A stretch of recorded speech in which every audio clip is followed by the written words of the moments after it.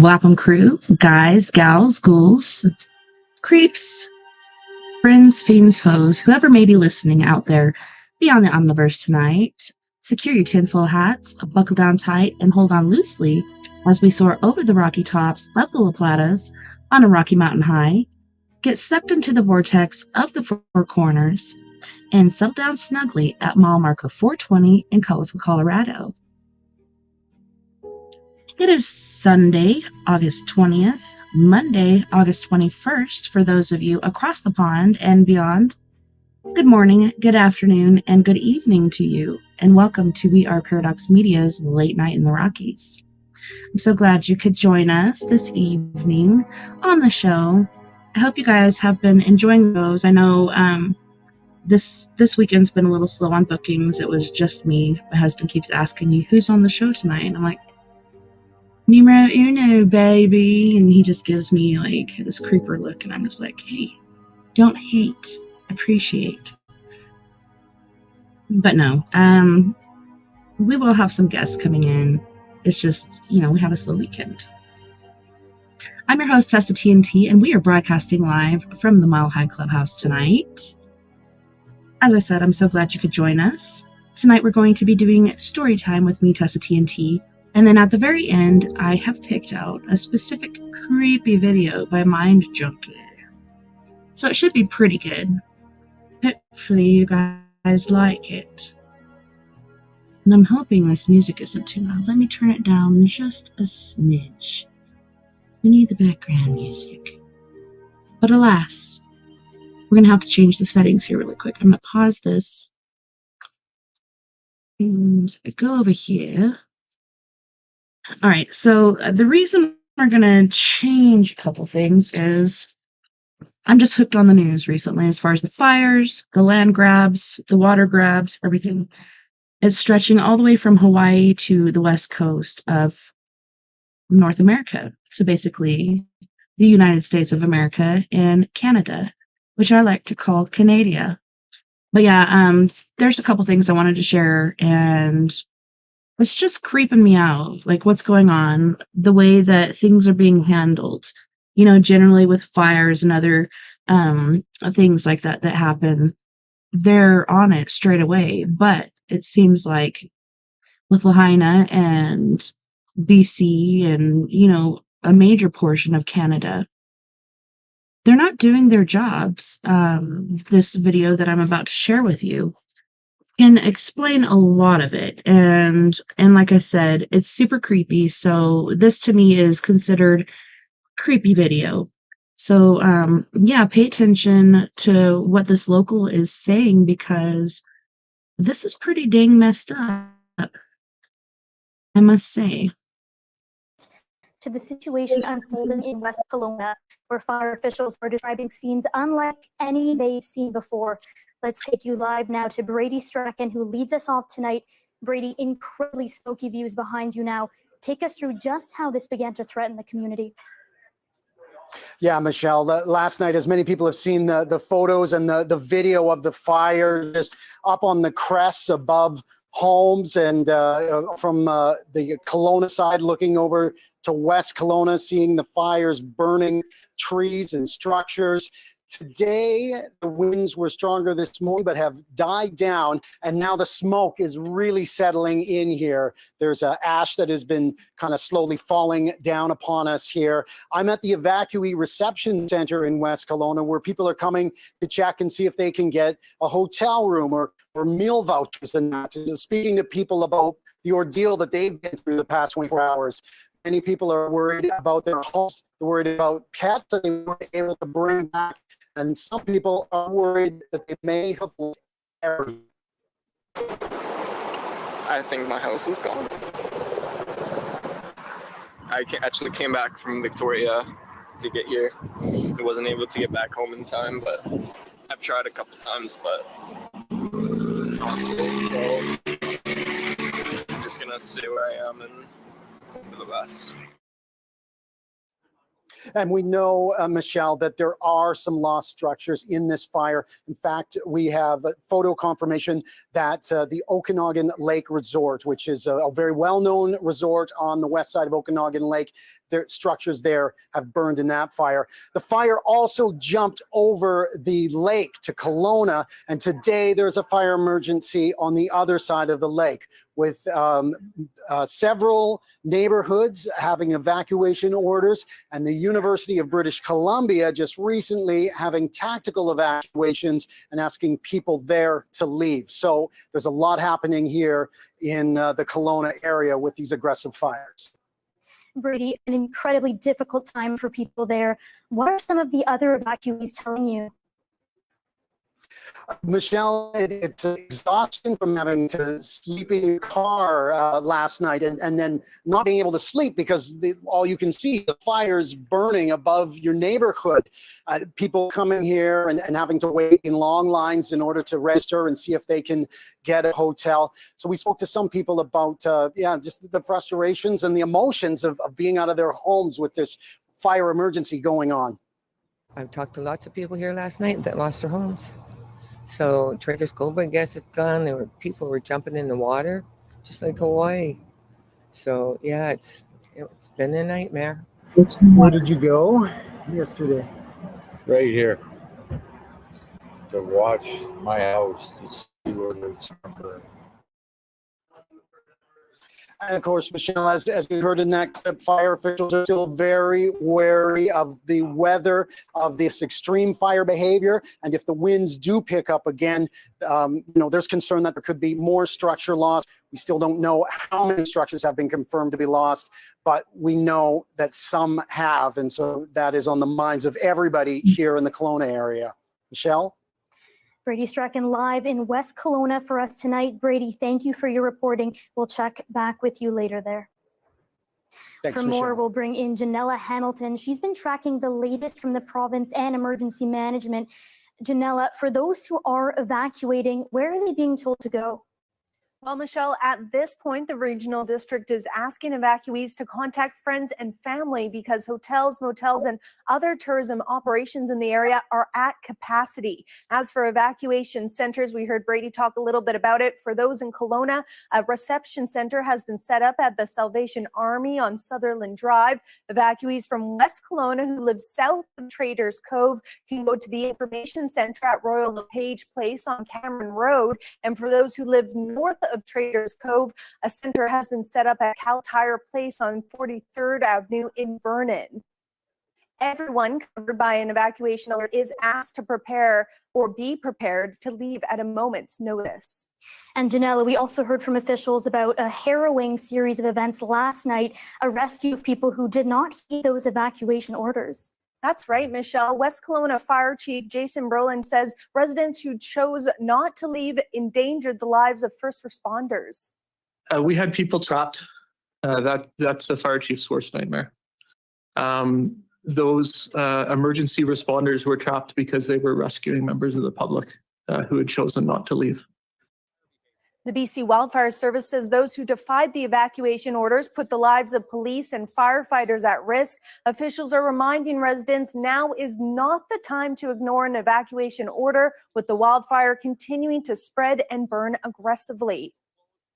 Officials are also urging anyone in the area not to use boats to access the evacuation zone and to keep drones out of the skies, as they are a significant hazard to fire crews fighting the fires. People are also being told not to travel to the central Okanagan area, return to their homes, see if they've been damaged. It is still too dangerous. Our Janella Hamilton. Thanks, Janella. And for a wider look at the situation across BC, 165 wildfires are still burning out of control. Evacuation orders have been issued and expanded throughout the day.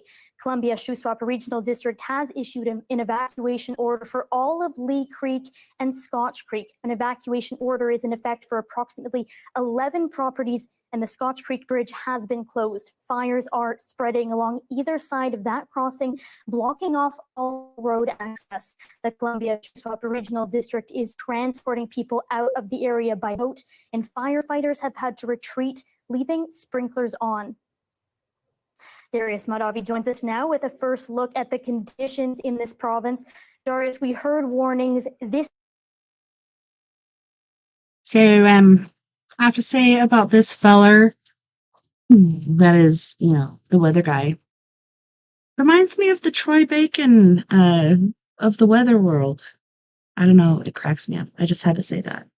And if you know Troy, you'll pick up on what I'm saying. It's totally Troy Bacon, but weather guy mode.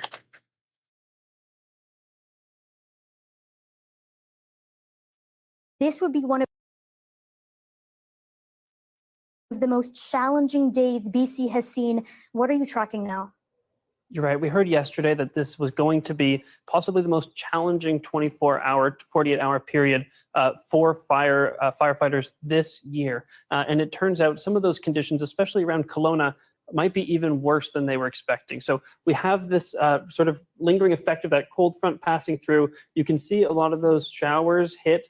More were around this morning, but there's also lots of lightning hitting in some of the places those showers were, but also lightning strikes in some areas where we didn't get showers. So that dry lightning could mean even more fire starts, which is not great in a situation that's already really terrible. Now, I also want to take a look at the drought rating. This is what's really driving those fires. It's probably the root cause in addition to the fire starts.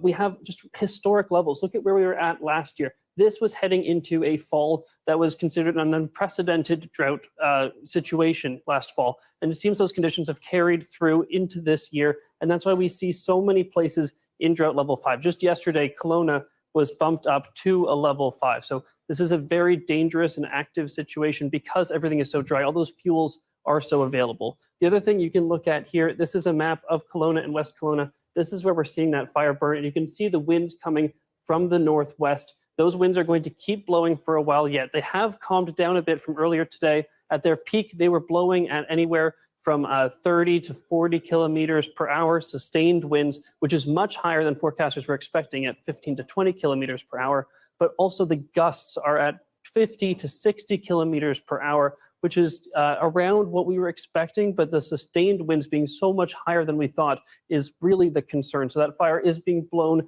towards the city once again. Those winds might shift to blow even more from the north later today, but the wind speeds do seem to be coming down, so there's good news there at least. All right, thanks, Darius, and we will check in with you a little later in the show. Thanks, Troy Bacon.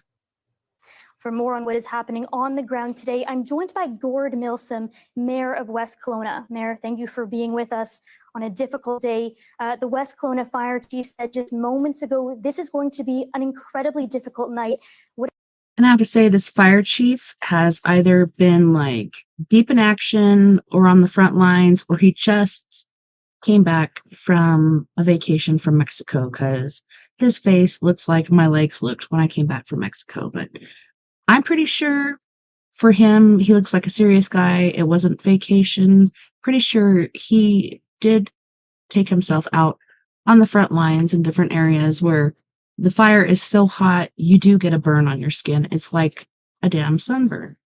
What have you been hearing from your constituents? Obviously, a great concern. This is a significant fire, very aggressive, very threatening. So our residents are anxious, particularly with the number of evacuation orders that are coming down, and we anticipate more. So obviously, when you're asked to leave your home, which they have to leave immediately, it's very concerning. You're leaving all your, a lot of your goods behind, and it's your property, and it's where your families live, and so yeah, they're anxious. And can you walk us through how the evacuation has gone so far? How much of the city has been impacted? Well, there's thousands of properties, property owners, residents are either under evacuation alert or evacuation order.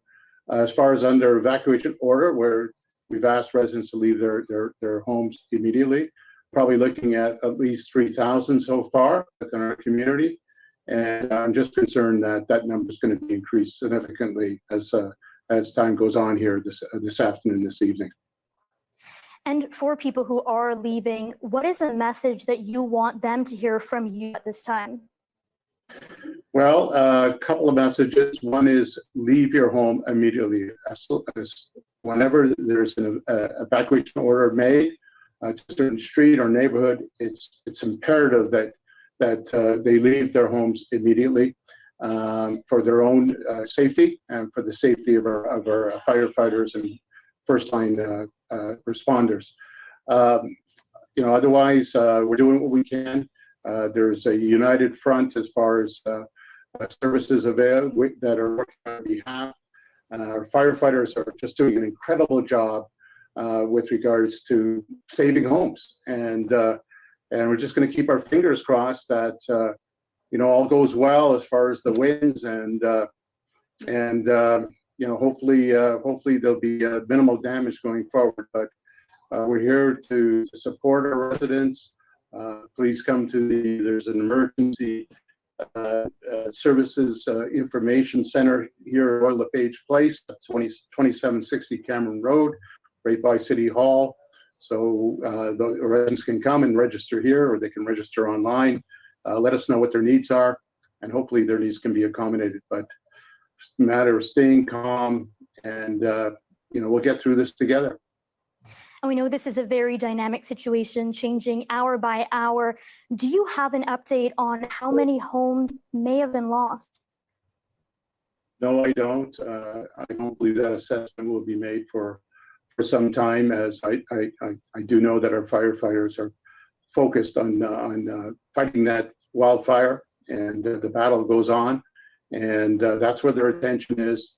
And also those areas that are under evacuation order have been kind of blocked off for security reasons, and it'll take some time to fully assess the damage done and the number of structures that have been impacted in a negative way.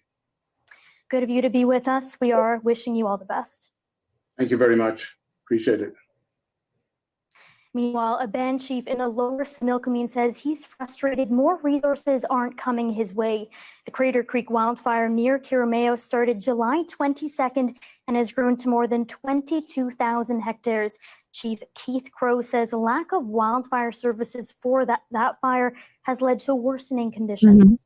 We haven't seen a helicopter in Why? 3 days, almost 4 days now. So we're pretty much watching the fire, and it has been pretty stressful. My heart goes out to West Kelowna and everything that's happening out there. There's a lot of structure loss, and I really feel for the people. And but I got to speak up for my community. We need the support as well. Our frustration is this could have been handled, I think, sooner. And now here we are losing structures. We're really monitoring our one subdivision right now. There's 17 homes there, and the fire is right beside it. In BC's East Kootenay, the out-of-control Horse Thief Creek fire north of Panorama is pushing past man-made guards. As Corey Bullock reports, officials are urging people to keep calm, even as nearly 1,000 properties are under evacuation alert. Invermere Mayor Al Miller is urging residents to remain calm and vigilant as weather continues to impact the Horse Thief Creek fire. Staying out of the way, letting our agencies do their proper job, and we'll be well supported, we'll be well looked after. On Thursday morning, the Regional District of East Kootenay expanded an existing evacuation alert to include more than 900 properties in Panorama, a precautionary measure to make sure residents are prepared should an order come down. I think this is a good opportunity for residents and visitors to the valley to really have a good look at their own preparation plans and their personal preparation. The Horse Thief Creek complex is made up of 3 different fires in the Columbia Valley, the Horse Thief Creek being the largest at nearly 4,000 hectares. It started on July 24th, and while crews have made progress with fire guards, Strong says the weather is not helping. Over the last few days, we've seen those guards be challenged as we see hot, super dry temperatures across the province, including this region, and then winds moving through the area as well. But the mayor says the community and the fire are in good hands. We're well looked after here. We have a large contingent of firefighters internationally, and they really have been taking good care of us. Crews from Australia, the US, and Mexico are helping in the Columbia Valley. It's been a difficult season for many of our crews in the province, and we're super grateful for all of the support that we've received from external agencies. Miller adds that plans are in place should residents need to be evacuated. Well, certainly we will have a reception area set up at our community center. And from there, we will be pushing them out to available spots, including hotels and other nearby communities if needed, he says. And in the meantime, people just need to be calm and let the agencies do their job. The Regional District of East Kootenay urges everyone in the region to sign up for their evacuation notification system. And anyone on alert should be prepared with a grab-and-go bag that includes essential items like medications, important documents, and ID. Corey Bullock, CBC News, Cranbrook. Right now, there are flames on both sides of Lake Okanagan. The newer flare-up is on the east side, the Kelowna side, and it's believed to be an offshoot of the main fire. The danger is very real, the situation very volatile. Mira Baines is near Kelowna with more about what we know tonight. The hills surrounding Lake Okanagan will be lit up again tonight. People anxious to know if their homes are still standing. Flames blown by strong winds, spitting out embers kilometers away. Just to see the aggression and how the wind and the different colors of the flames and how they candled was just, I was just absolutely devastated and almost fell to my knees. Evacuation orders expanded through the night and day. The McDougall Creek fire burned closer to West Kelowna as more fires started on the Kelowna side. This went like a big ugly serpent over the hills and valleys and the crescents of the canyons, and you see these homes with their lights on just underneath that. Local officials say there have been significant losses, but how many buildings isn't clear. The situation is still too dangerous for crews to go in and assess the damage. We fought 100 years worth of fires, all in one night. West Kelowna's fire chief describes incredible efforts. We undertook one of the biggest firefights I've ever been a part of in the West Kelowna Estates neighborhood. The firefighters who fought that fire held that ground. No loss of life, according to officials, but another dire warning for people to leave if ordered to. At this time, I'm asking British Columbians and tourists to avoid traveling to the central interior and southeast portions of the province if possible. A catastrophic picture is emerging. Lake Okanagan Resort has burned down. There's about 4 older apartment buildings on the resort property. The lowest one, the top half of it, was completely on fire. But RCMP have told residents not to visit the evacuation zone by boat. The airspace above Kelowna International Airport is currently closed, and most flights are canceled. Evacuees are being urged to stay with family and friends. The worst part is just the waiting at the evac center. They're short-staffed. They don't have enough volunteers. We ended up being one of the last to leave because we were warning people. I was running door to door. It was scary. It was like running for your life. There are fears over what the next 24 hours will bring. Mira Baines, CBC News, Kelowna.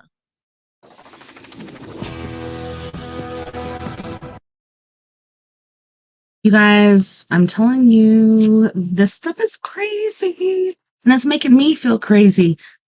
I just, right after starting the show, posted, I'm not a conspiracy theorist, but when things start to add up, you have to say this is actually happening. And That's been the case with so many different things, including the Mandela effect. But there was one more video that I did want to share, and this is regarding the land and water grab that is happening in Hawaii.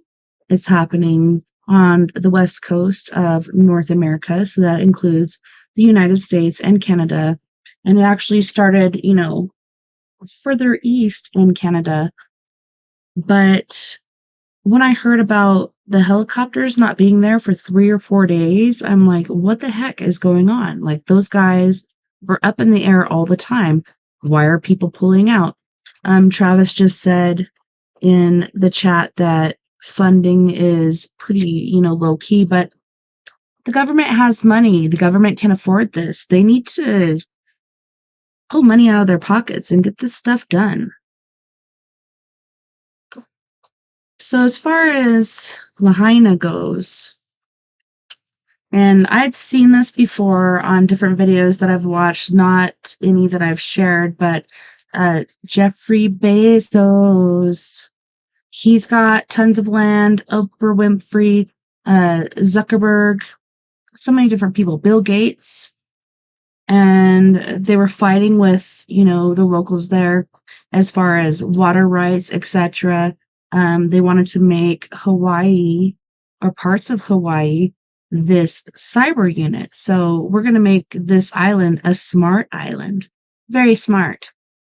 I also heard today the term 15-minute island. I'm not sure what exactly that means, but it's basically supposed to be a smart island. It's supposed to feed itself, and energy is supposed to be super epic, and any social media or anything that you want to delve into should be there at the very tips of your fingers. But alas, there's something else going on here, and to me it's very sad.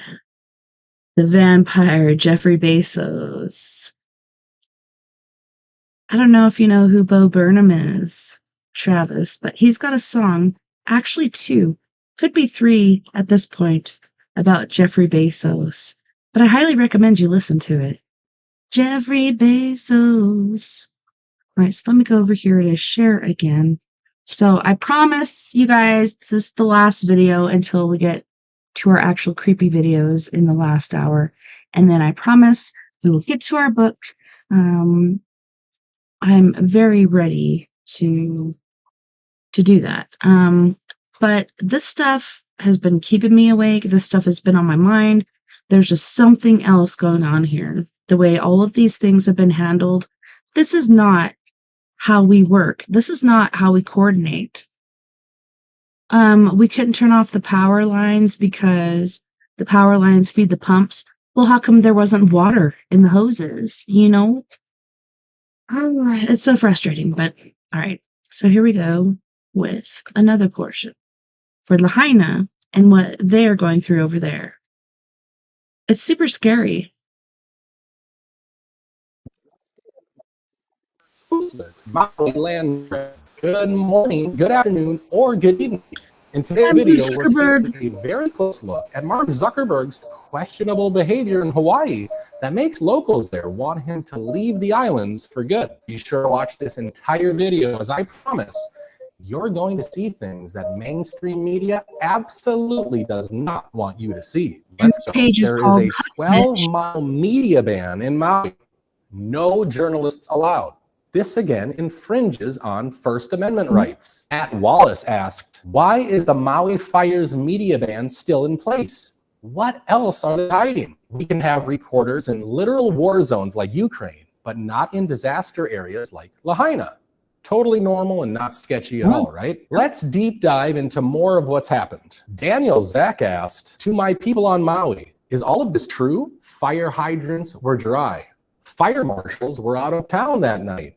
The mayor and the governor were out of town. People who were trying to evacuate were told it was not time to evacuate and to turn around back into the fire. No cops on bullhorns. No firefighters in the streets. Most robust emergency siren system in the world did not sound. No warnings whatsoever. Anomalies with reports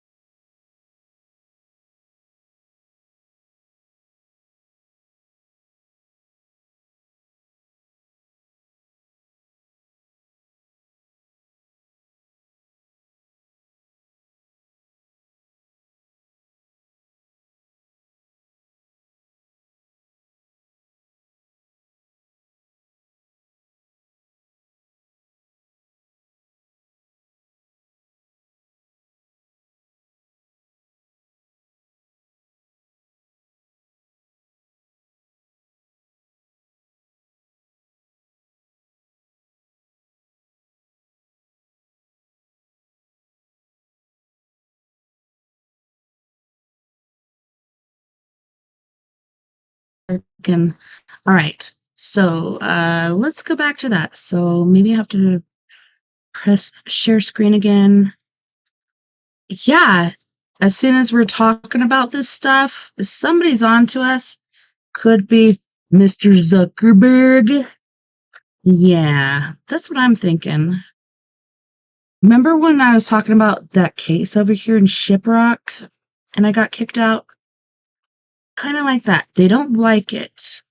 Whether it's the bigwigs or the dark magic people. Don't like it when you talk about their shenanigans. But I backtracked it and we should pick up where we left off. I'm sorry about that. And to turn around back into the fire. No cops on bullhorns. No firefighters in the streets. Most robust emergency siren system in the world did not sound. No warnings whatsoever. Anomalies with reported wind directions that don't scientifically add up. Tourists evacuated by bus. Locals locked in and told that they can't get back in if they leave. School was canceled. Children were home while parents worked. Hundreds of children burned alive. Can't be identified. A perfect school fire, molten metal next to intact trees. Media reporting fractions of real numbers. New insurance policies taken out on Lahaina before the fires. Who owns Lahaina besides the Hawaiians? The oceanfront property. The government. Wild how all this new uninhabitable land that only big developers. And I also have to add just a week or less after this fire happened, there's 2 different books out about it. How long does it take to write a book? Can afford to clean up, opened up for the plans of turning Maui into a smart island with billionaire funding. How many do you need? It goes on and on and on. Literally surrounded by water, Hawaiian official M. Kaleo Manuel refused to release water in Maui as the fire wreaked havoc and destruction. Manuel is the deputy director of the Department of Land and Natural Resources. Let's listen in as he explains that water should be revered but not used even in an emergency. The commission is responsible per our authorizing statute to protect and manage all water resources in the state. One Water is like taking it and looking at it from a holistic system perspective. And that's not any different than how Hawaiians traditionally managed water. You know, in essence, we treated Native Hawaiians treated water as one of the earthly manifestations of a god and a kua kane. And so that reverence for a resource and that reciprocity in relationship was something that was really, really important to our worldview and well-being, right? And living in an island, isolated from other, civilizations. And so I think where it shifted to today or over time is that we've become used to looking at water as like something which we use and not necessarily something that we revere as that thing that gives us life, right? I mean, to me, it's a shift in value set. And, Okay, so water gives us life. Yes, I understand that. 70% of our body is made of water. Water is meant to save life. Why the heck are you going to cut off the water where people can't save themselves? Like there's elderly people. There was kids that were taken out of school that day. There was no school that day. So kids were home alone as the parents went to work. Over 100 kids were murdered that day by whoever set this fire. They're saying it's natural, it's because the wind blew, blah, blah, blah. But the things that happened before this, the things that were planned before this, and the things that are happening now, I'm telling you, this was no accident. This was no natural disaster.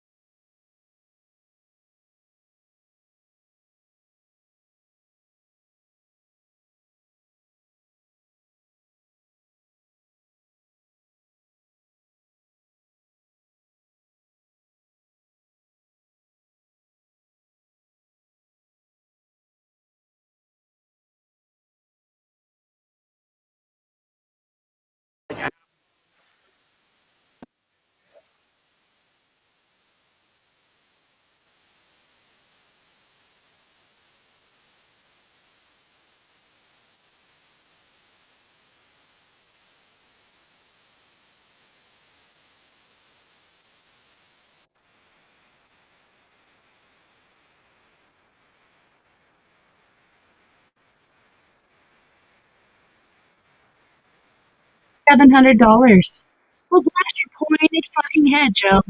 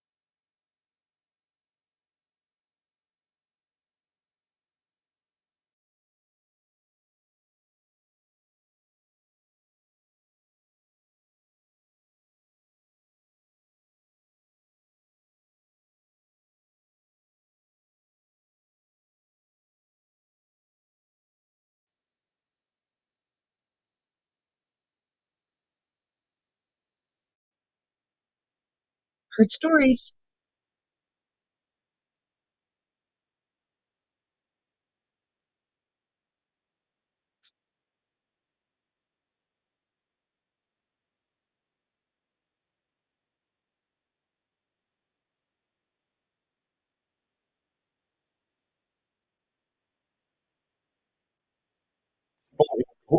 To have that.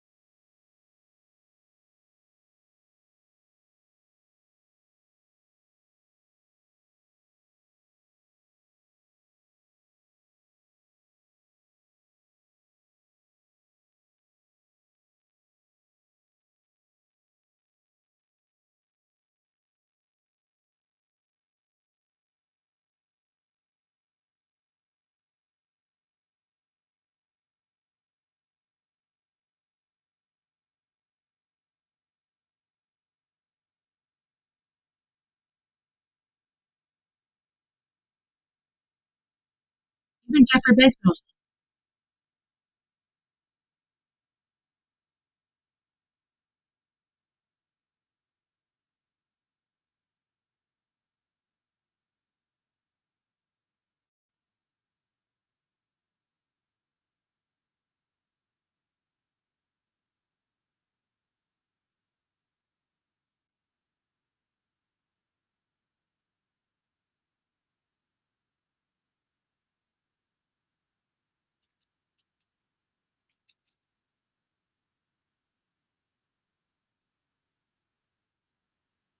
Yes.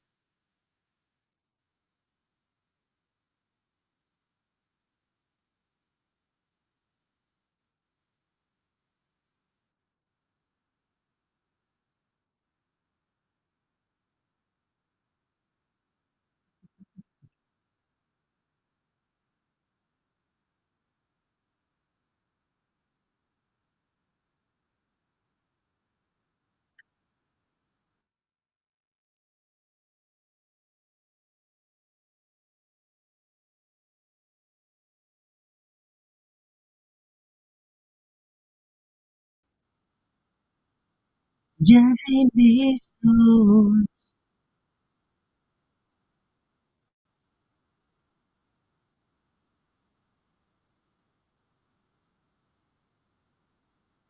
He's awesome. Mm.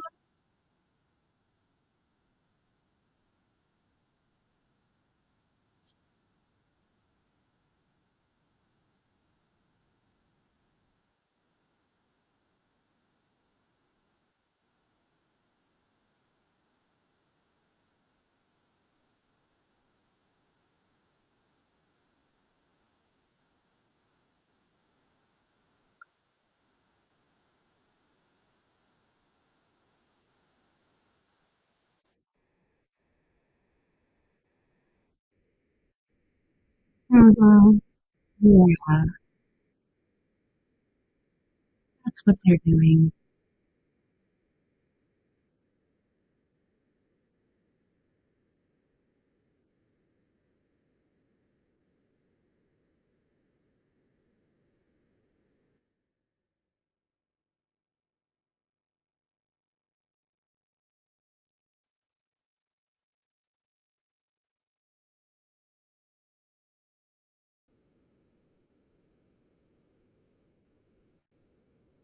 Hustle Bitch.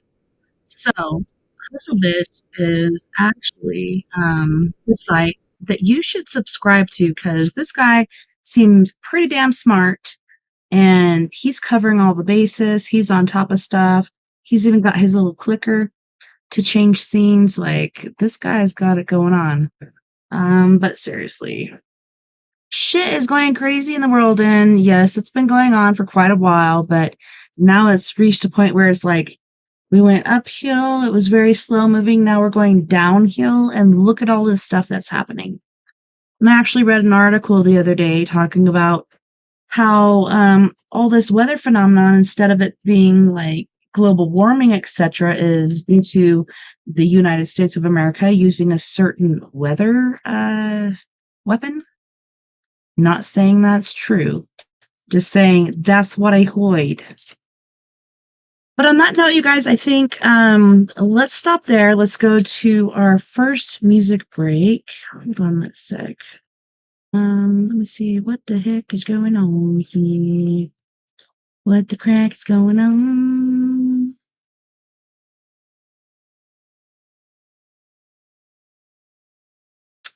All right.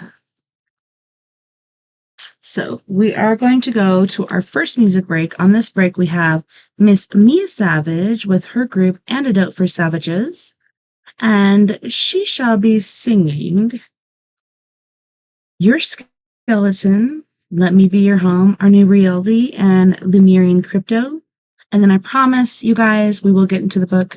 I just needed to cover these things because this shit has been keeping me up at night, and I just wanted to share with you like what the crack is going on. Yeah, enjoy my bestie, Miss Mia Savage, with her group Antidote for Savages. If you want to check out any of her content as far as like posts and such, look her up on Instagram, and I do believe she's also on YouTube.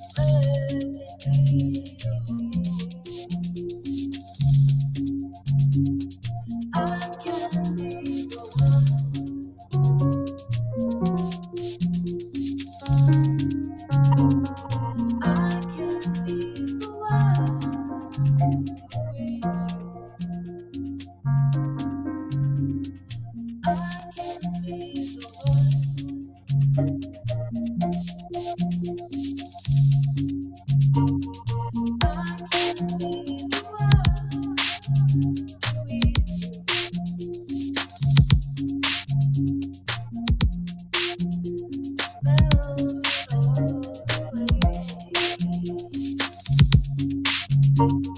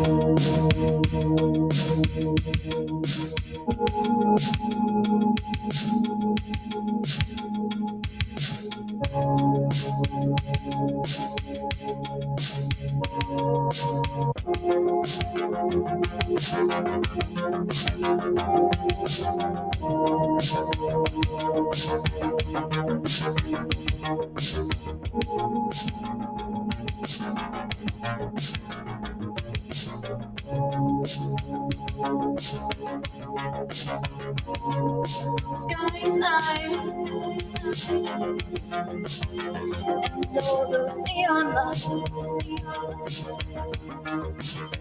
I'm flying high tonight. Where are you at tonight?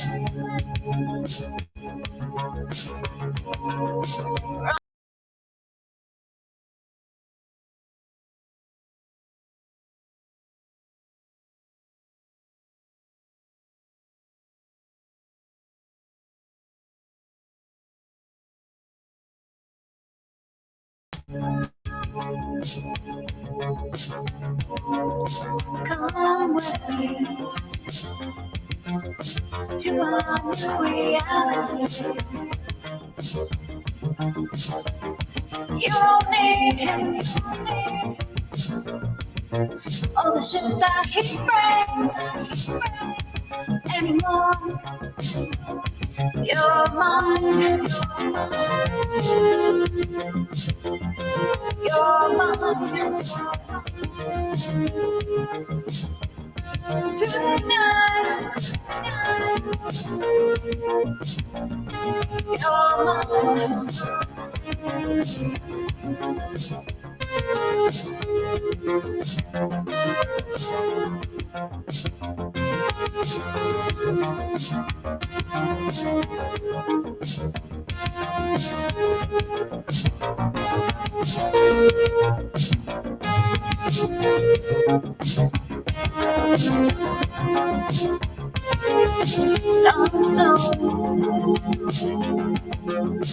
In a sea of broken hearts,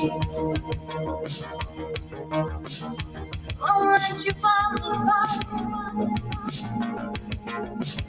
We'll make a brand new start when you're coming back. I wanna take a ride. I wanna show you love.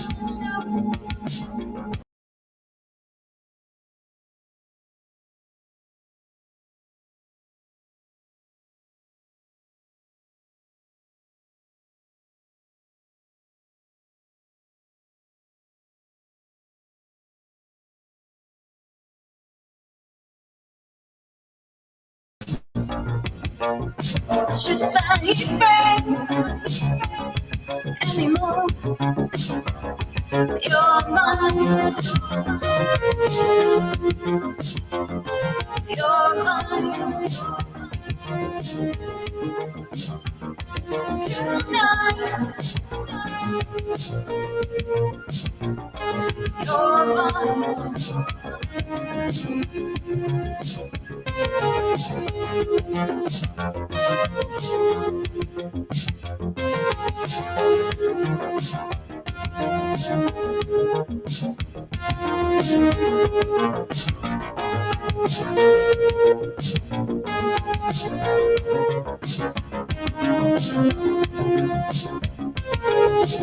Come with me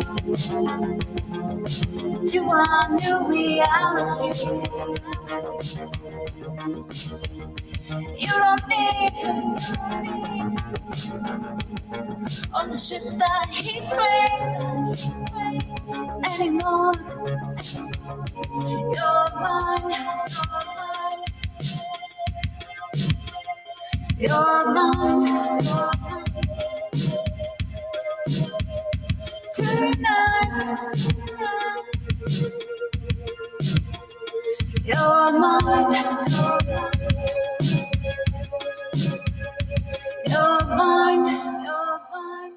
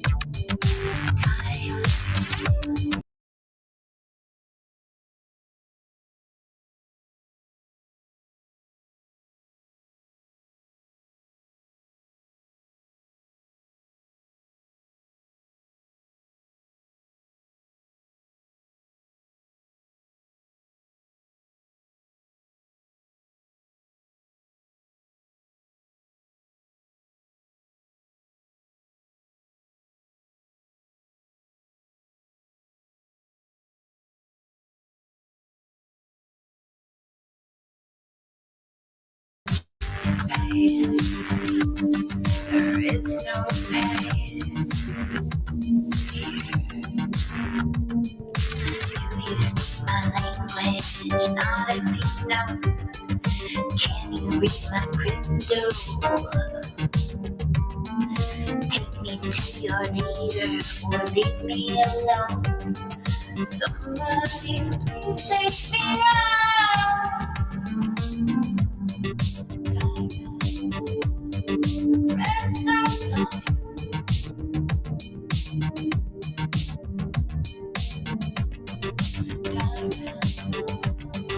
Rest of time.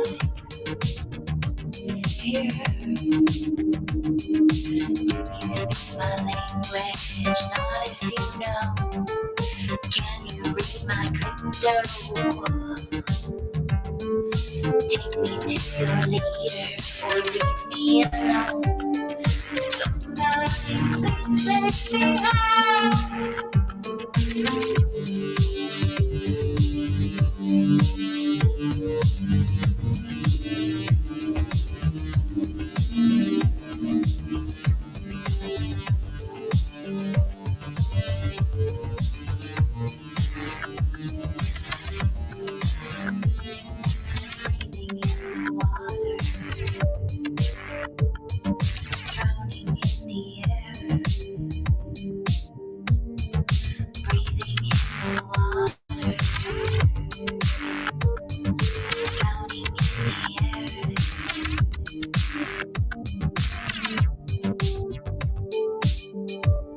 There is no time.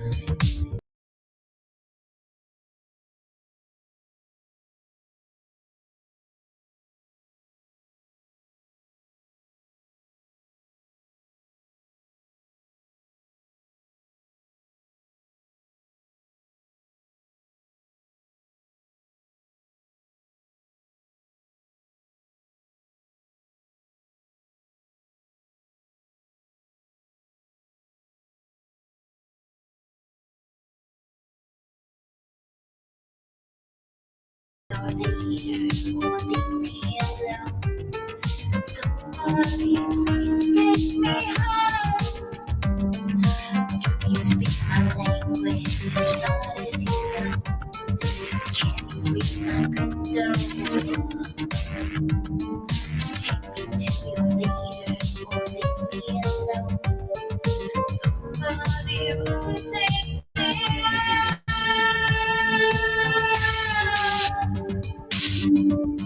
Rest my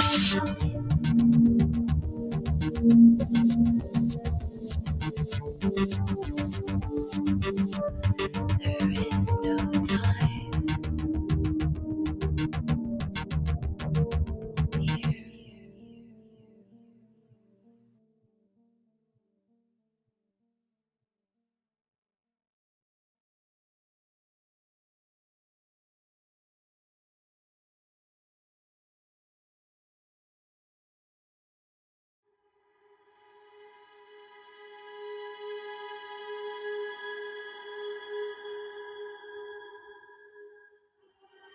All right, welcome back, and thank you so much for joining me this evening on We Are Paradox Media's Late Night in the Rockies. Sorry, muted in certain places and others unmuted there. Okay, we're all good. We're good to go. Holy shnikes. This world is on fire.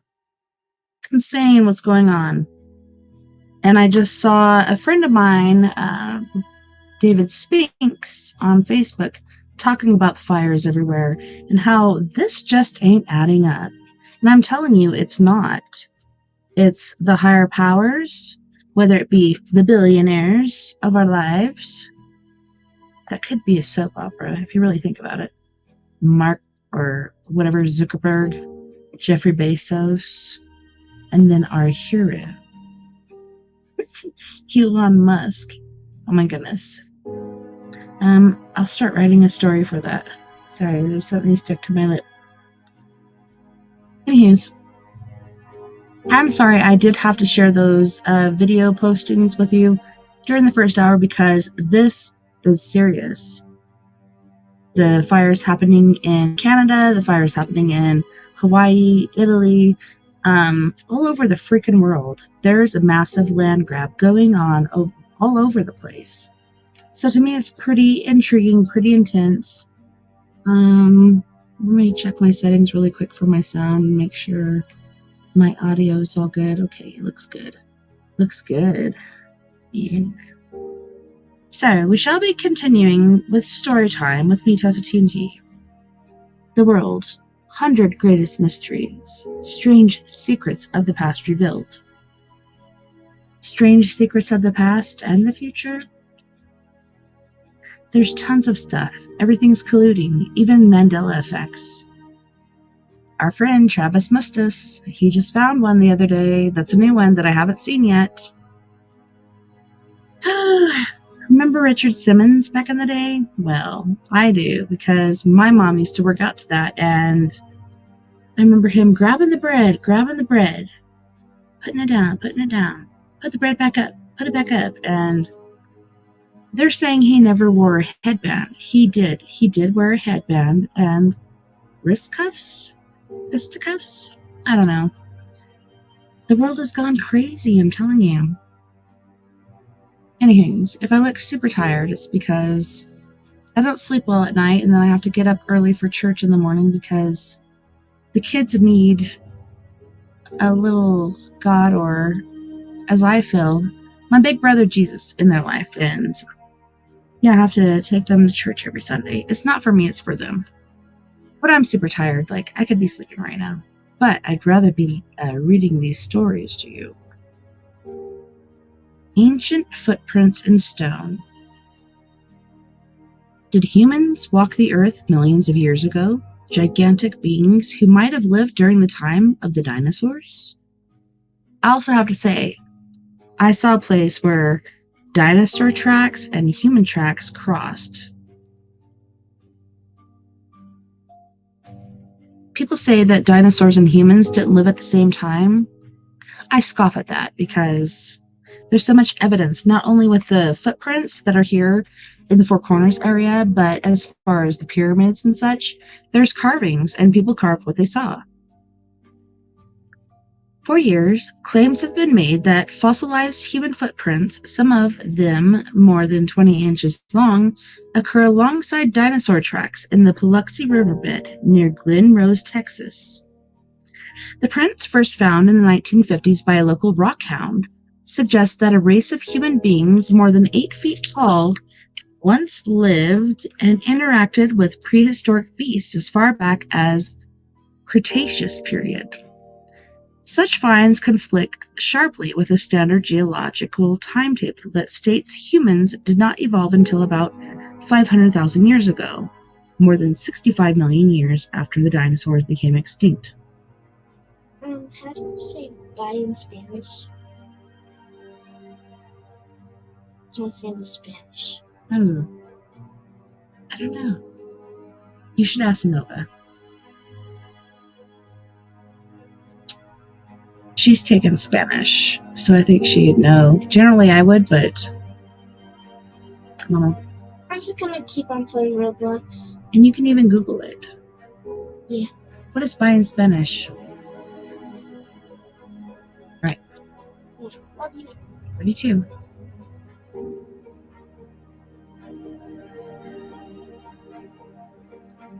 Such finds conflict sharply with the standard geological timetable that states humans did not evolve until about 500,000 years ago, more than 65 million years after the dinosaurs became extinct. Pretty sure pterodactyls are still flying around. Here in the Four Corners area, there's been pictures of little T-Rexes. I do this, but that's as far as the picture went. So there's grass growing a certain height. I'm saying about 2 or so feet tall. And then there's a little, T-Rex, about 1.5 feet tall. Little baby T-Rex.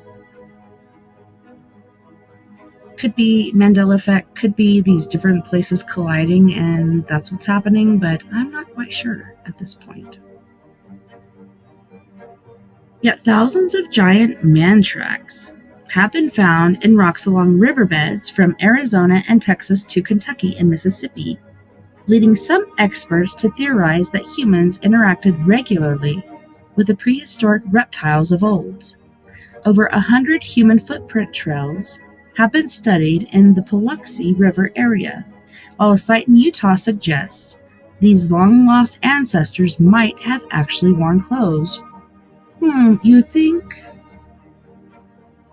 Clearly, if these ancient footprints in stone are genuine, then something must be wrong with our fossil records. Otherwise, how is it possible that man-like creatures roamed North America millions of years before the emergence of Australopithecus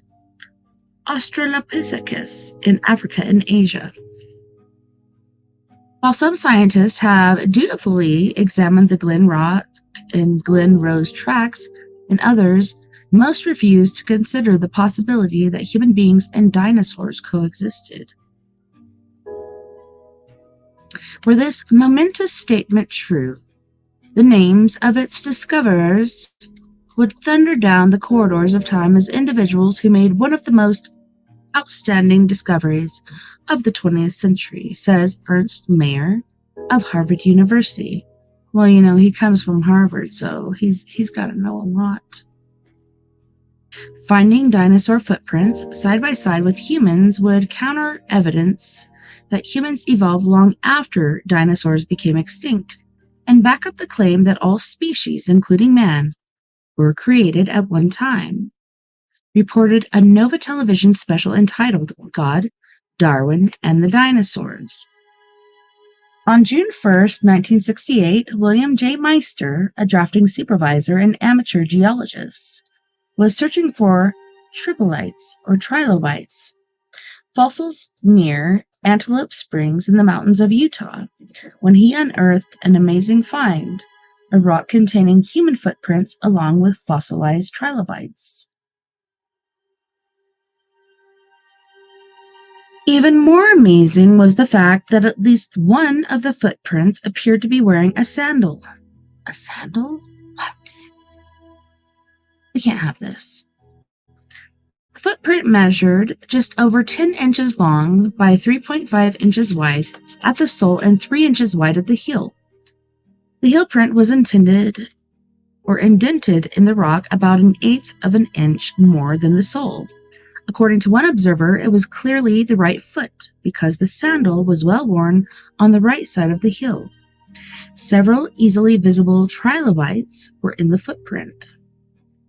Since trilobites became extinct many millions of years before the evolution of Homo sapiens, most scientists understandably are reluctant to even consider the authenticity of the Glen Rose, Antelope Springs, or any of the other thousands of tracks reportedly found by con men and pranksters.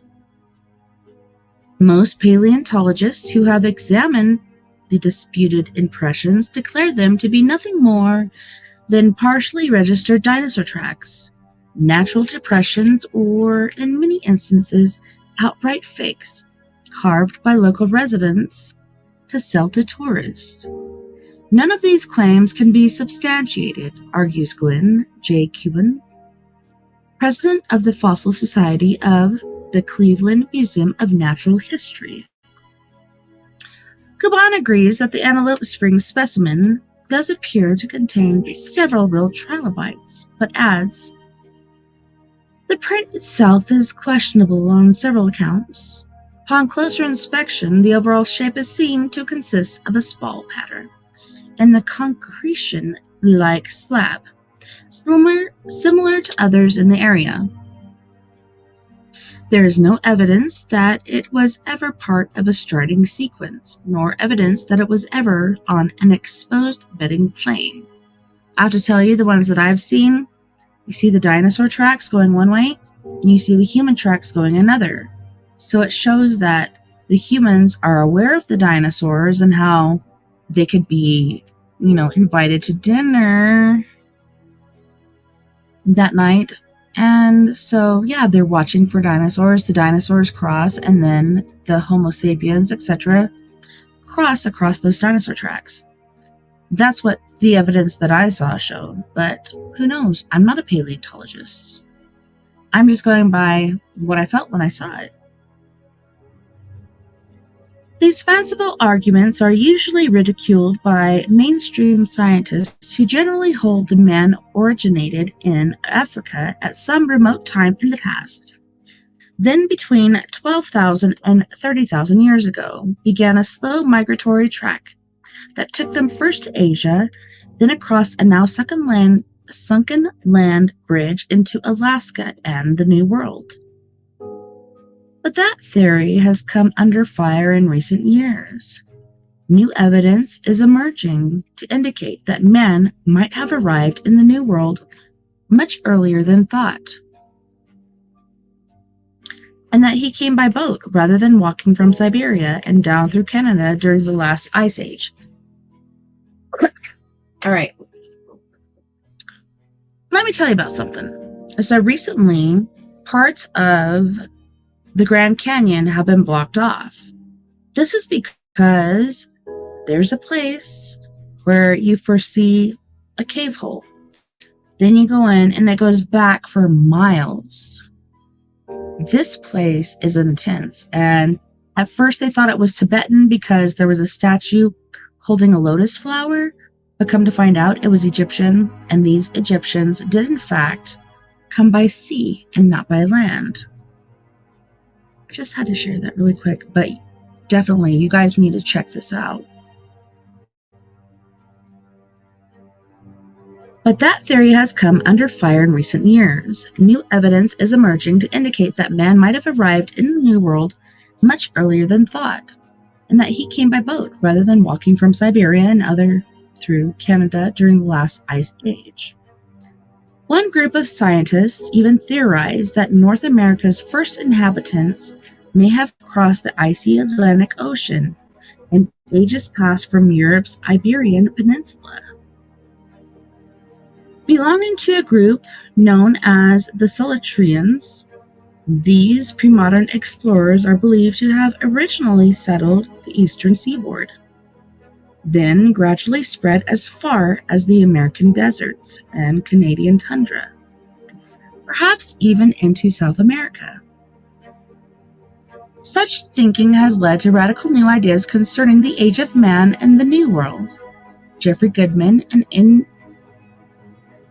engineering archaeologist from Tucson, Arizona, now thinks it is possible humans first developed in North America, then migrated westward toward Asia and the Old World. Dr. Goodman bases his theory on many individual bits and pieces of information in the archaeological record which, taken together, serve to fingerprint and document specific migrations in reverse. He added, based on the evidence now coming to light, I believe that there was a migration in reverse. Instead of nomadic hunters coming from the Old World to populate the New World, the Paleo-Indians from the New World, the first fully modern men anywhere in the world, traveled to the Old World and woke it from its sound evolutionary sleep. But even Dr. Goodman and other America First theorists are unable to account for the enigmatic presence of human footprints in stone deposits believed to be millions of years old. Not just millions, but many millions of years old. These timeless tracks in stone remain one of the greatest mysteries of our time.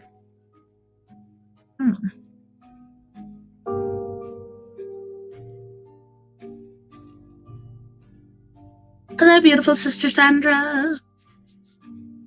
You missed the thing I did on Canada earlier as far as the fire and stuff. You gotta be careful, sister. In search of mammoths. When Thomas Jefferson sent explorers, Meriwether Lewis and William Clark, on their now famous expedition to the Pacific Northwest in 1804, his instructions included an unusual request: find, study, and, if possible, bring back a live mammoth. Like many leading thinkers of his day, Jefferson believed a lumbering, elephant-like creature still roamed areas of the world, including the American West.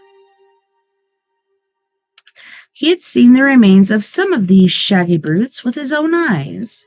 Vast numbers of fossilized bones at Kentucky's Big Bone Lick, left behind since the Ice Age, and was determined to find one. His obsession led to the construction of a museum inside the White House's East Room that he stuffed with tusks and fossilized bones. To complete his collection, he very much wanted Lewis and Clark to bring back a living mammal. Well, that'd be nice, right? I don't know. And one could only hope, right? When the 40 Men, aka 40 Man expedition, returned in 1806, they brought back many exciting mementos, but no mammoths. Clearly, America's virgin territories sheltered no prehistoric elephants. Yet we know today that Jefferson's hunch was not so wide of the mark. We know that early Indians hunted and killed mammoths in great numbers. Go back perhaps 15,000 years. The wink of an eye in geological terms, and we find a variety of proto-elephants trumpeting and thundering across the snow-covered tundra and plains of North and South America. This was the last of the great Pleistocene ice ages, which lasted from about 1.5 million to 10,000 years ago. During that time, the world grew very cold. Great sheets of ice, sometimes 1,000 feet thick. Not looking forward to that. Moved down from the north. Gouging out the land, these harsh conditions were ideal for the development of giant mammals like mastodons and shaggy woolly mammoths that forged the ancient landscape to present-day Idaho. Early American tribesmen, notably the Clovis people, actually attacked such megafauna with spears, arrows, and long knives.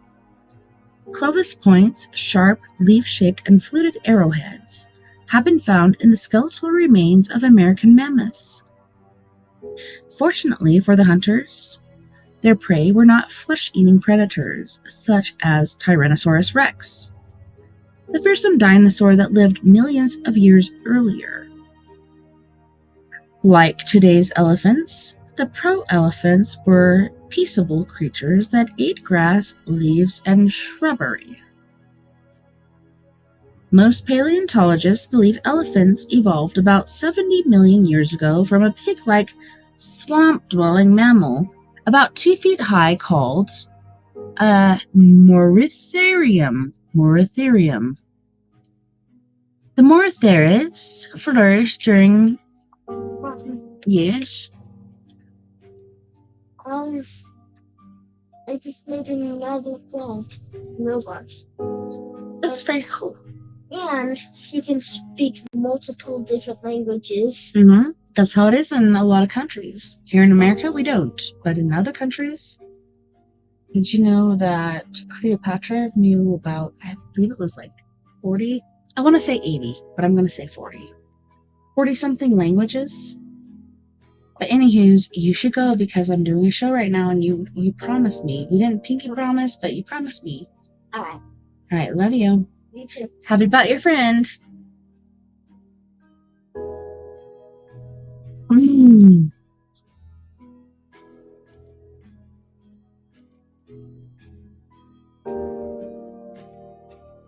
no, when I said hello my beautiful sister Sandra and it did come through. I have to try it again. No.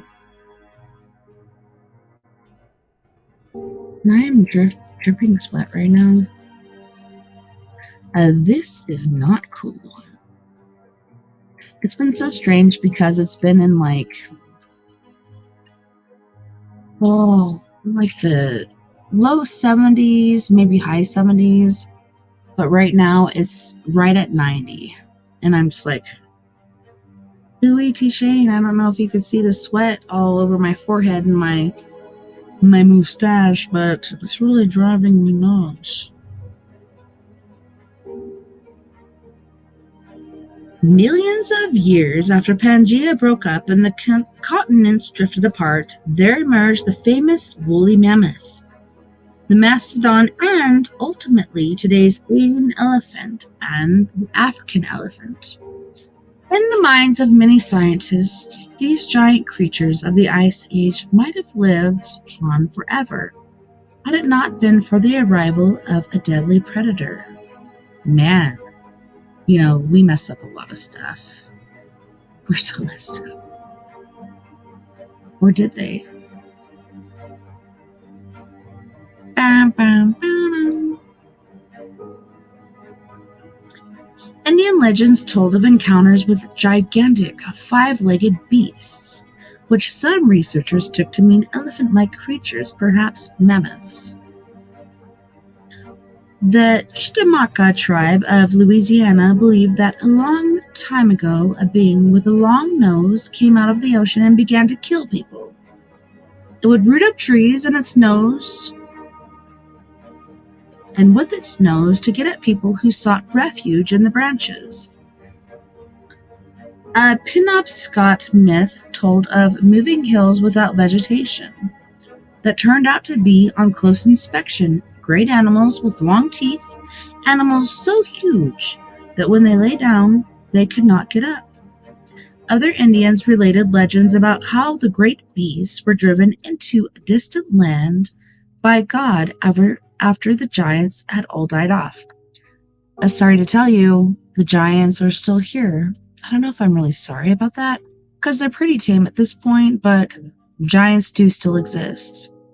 And people who have found them and shared the information and have reputedly and repeatedly tried to share information have been killed off.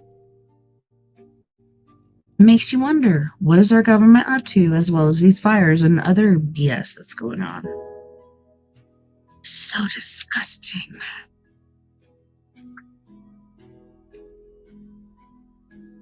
Could the distant land be the unexplored wilderness beyond the Appalachian Mountains?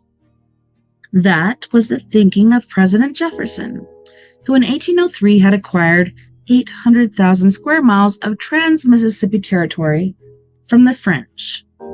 In such vastness, he reasoned, there is surely space enough for such creatures. Some scientists think mastodons or mammoths continue to range certain parts of the Americas or United States until about 5,000 years ago, when they were probably driven into extinction by Stone Age people. Well, it's just kind of like how the buffalo were driven into extinction by the United States Army. Yes, we're going to drive this whole herd of buffalo off a cliff because we have to starve the indigenous people. Otherwise, we can't live because their pride, their hope, their draw, their need to keep their land was so strong. The only way to slaughter them or take them over was to get rid of their food source. It's very sad. However, earlier this century, speculation ran high that in some remote corner of the world like Alaska or Siberia, mastodons or mammoths might still be found alive. In 1918, an elderly Russian hunter told the French consul in Vladivostok that he tracked down and killed a huge animal with big white tusks. And they were very curved. The mysterious creature had dark chest-colored hair, which seemed shorter in the front. Could this have been a real mammoth? Perhaps some scientists acknowledge, pointing to recent discoveries of frozen mammoth cadavers excavated in 30,000-year-old ice crevasses in Siberia. One 40,000-year-old baby mammoth found in eastern Russia in the late 1970s was so well preserved, the body was virtually unaffected by decomposition. Are there other giant creatures from the Pleistocene hiding somewhere? Early European explorers reported seeing elephant creatures in North America, but provided no truth.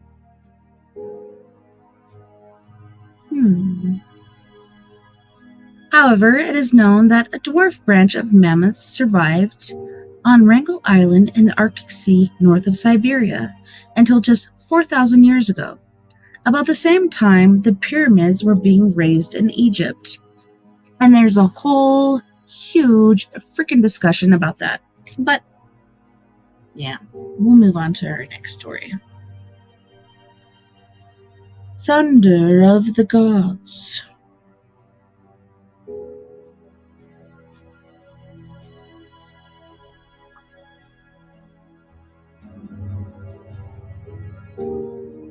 For centuries, people living in central Montana Rockies have reported hearing strange sounds echoing across the higher elevations.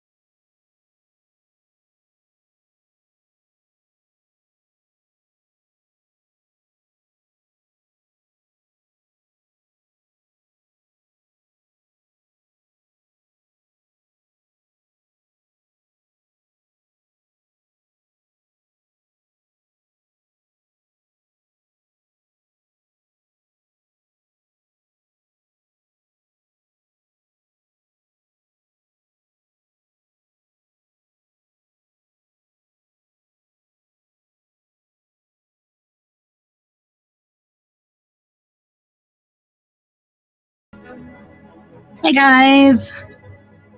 Well, there's 3 of you, now there's 1, but yeah, went out wondering what the crack happened to my internet. My husband's there stuffing his face, and when he was plugging in the lamp, he actually accidentally hit the switch for the internet, so my apologies. What the crack is going on? So freaking frustrating. Just kidding. It'll be okay.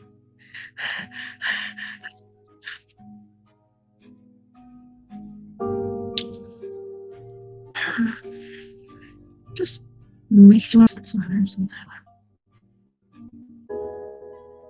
Could this have been a real mammoth? Perhaps some scientific knowledge pointing to recent discoveries of frozen mammoth cadavers excavated. Okay, so I already read all this stuff. Thunder of the Gods. For centuries, people living in central Montana Rockies have reported hearing strange sounds echoing across the higher elevations. Some say the noise resembles the discharge of cannon. Others liken it to cracking ice. The Indians called the mysterious noise thunder of the gods. Whenever the sounds were heard, they said it meant the gods were angry. When explorers Meriwether Lewis and William Clark heard about the old stories on their visit to the region in early 1805, they dismissed them as a superstitious prattle. Then in June 1805, as their expedition pushed deeper into the Rocky Mountains, the famed adventurers began to reconsider. What exactly was this they were dealing with? They're not quite sure. We have repeatedly heard a strange noise coming from the mountains, they wrote in their journal. It is heard at different periods of the day and night, sometimes when the air is perfectly still and without a cloud. It is loud and resembles precisely the sound of a 6-pound piece of ordnance. Are you talking about explosions? 2 decades earlier, Daniel Jones of the American Academy of Arts and Sciences studied similar occurrences near West River Mountain in New Hampshire. I'm not hearing the background noise. I have to make sure this is going still. Okay, it's going good.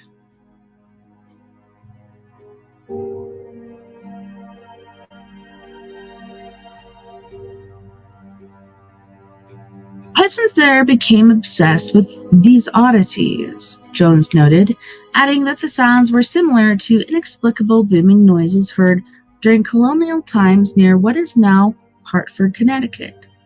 Sounds the Indians called mudas, meaning strange noises. Loud, unexplained noises that shatter windows and rattle houses are nothing new in the lore of strange phenomena. Mysterious booming sounds go back thousands of years to the time of Aristotle, who wrote of strange subterranean noises that frightened citizens, sometimes jolting them out of their beds. The philosopher guessed that strong winds were responsible, but subsequent theorists have linked these aberrant sounds to everything from collapsing riverbeds, falling meteors, ghosts, and cracking ice to earthquakes, falling boulders, and parts of the continental shelf falling off. It's funny how, like, right in the middle of all of that, they say ghosts. Hello? The heck?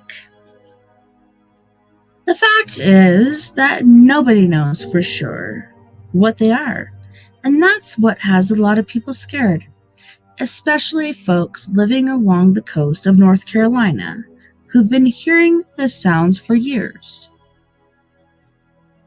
We hear it all the time, a rolling, crashing noise that makes you think every window in the house is going to break, said Fred Schlesinger, a part-time resident of Bald Head Island near Wilmington.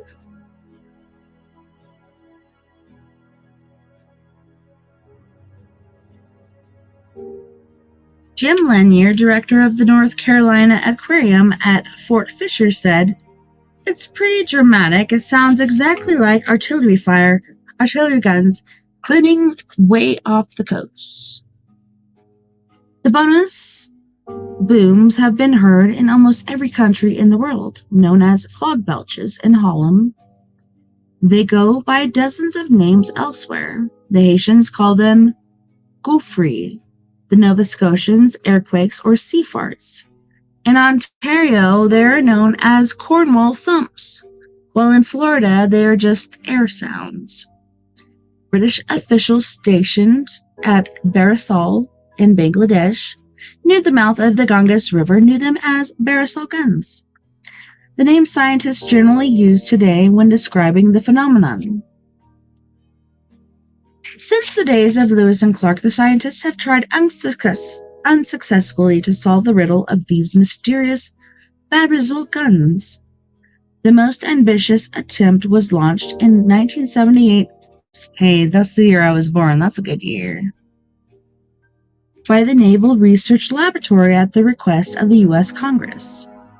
Their conclusion, 2/3 of the events were caused by supersonic aircraft, even when no aircraft was nearby, while the rest were ascribed to unknown causes. Researchers have found that audible booms can be produced by an earthquake shockwave, which causes the ground to vibrate up and down, sending sound waves into the air just like a loudspeaker. By using a seismometer,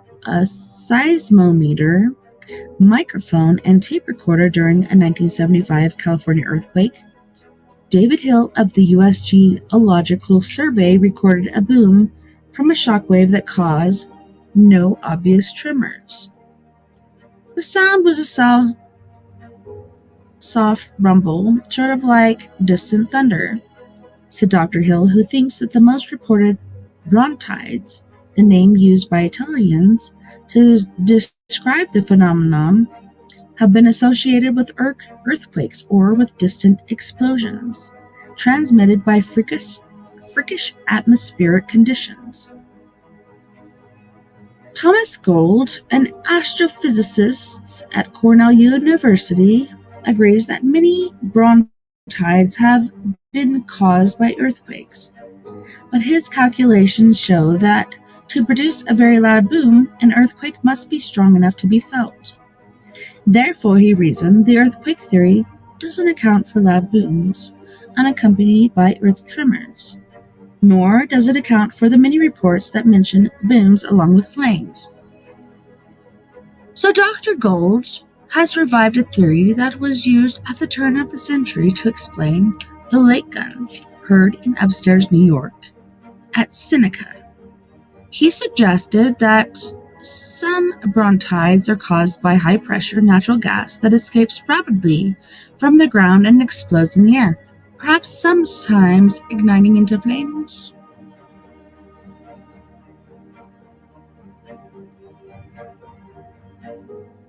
Donald Steierman, a geophysicist of the University of California, a Riverside who has studied the flow of gas underground, says Dr. Gold's hypothesis has no merit, except in very special circumstances like geysers or mud volcanoes.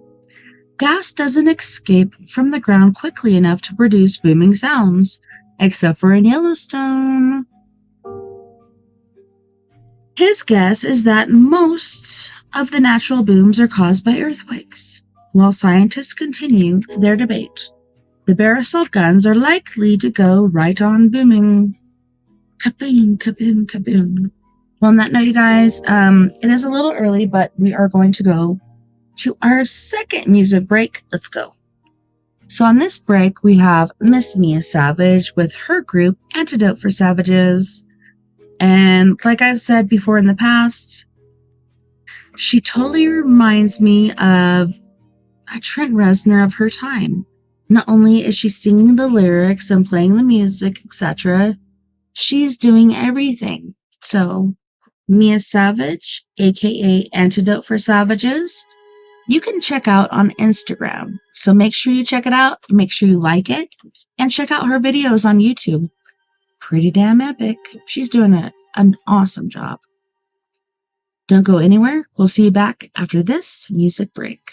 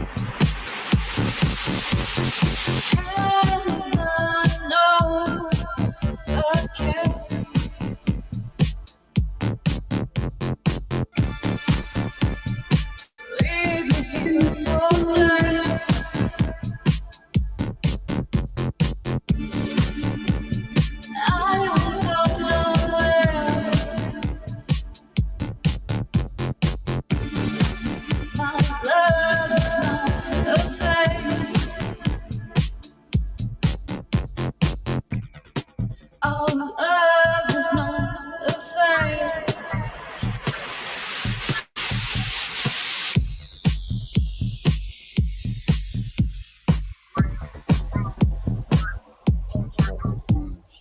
Run away with me tomorrow. Won't you, baby, take my hand? You're not feeling this for nothing. Let me help you understand. Heaven knows I care.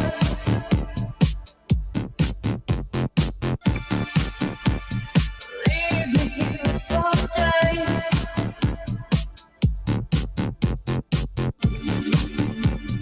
I don't know where. My love is not a phase. This love is not a phase.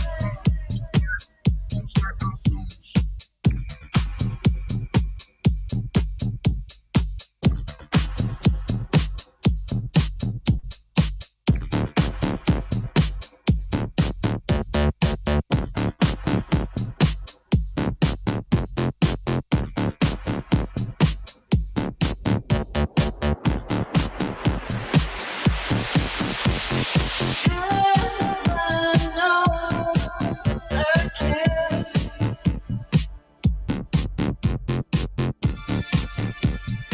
Leave me here for days.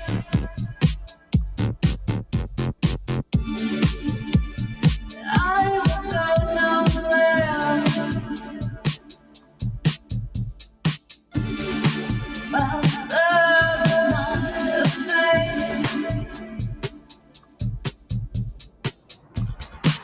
This love is not a phase.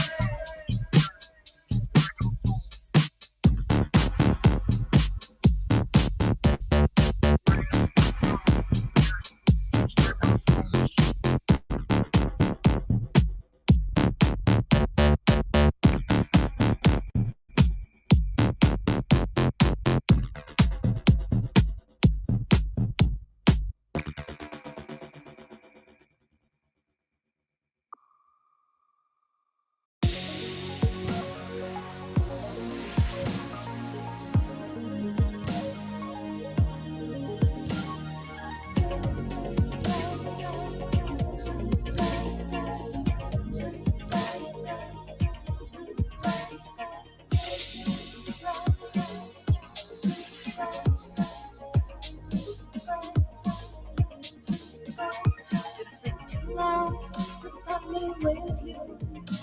What I got so wrong? Gotta party with me too. What I brought to life? Just a hollow victory. Lost my head tonight. Things start to love and sleep. Waiting to let this alone someday, yeah. So be talking to your family. I'll be saying to your family. I'll be waiting, don't let this collapse on me, yeah. I'll be talking to your family. I'll be saying to your family.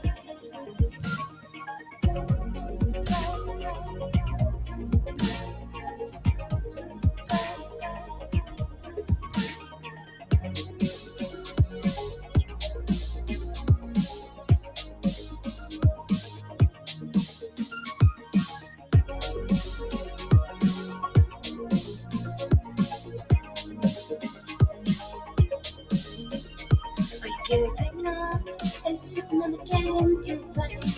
Have you had enough of all the silly things I say? Take a little bit long, but I'll be here for you. Find another one, they'll never feel like I do. So I'll be waiting this collapse on me. I've been talking to your person. I'll be singing to your person. I'll be waiting to let this collapse on me. I'll be talking to your family. I'll be saying to your family.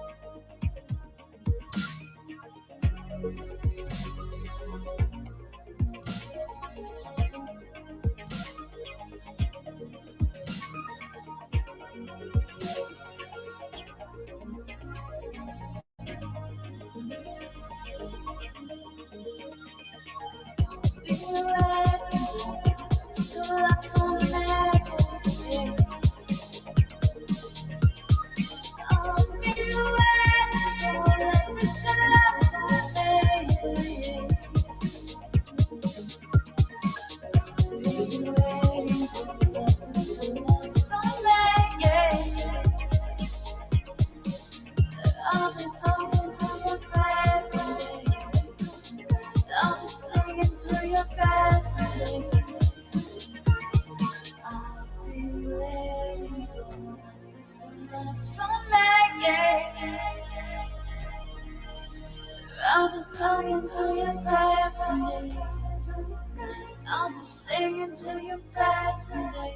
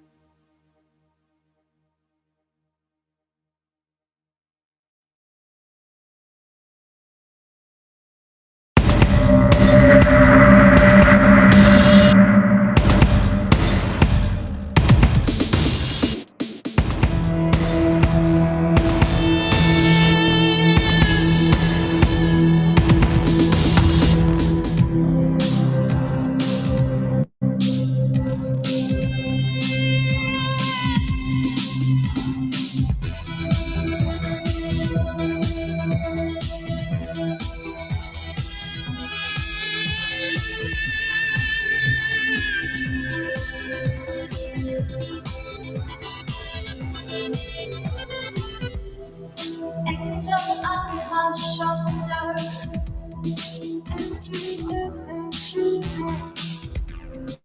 Devil in my bed.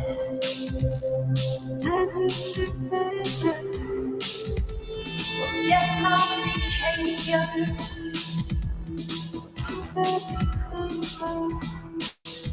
Didn't mean what I said.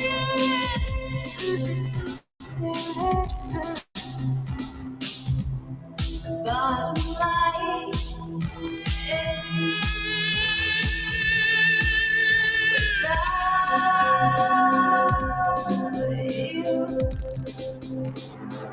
you, I'm torn and control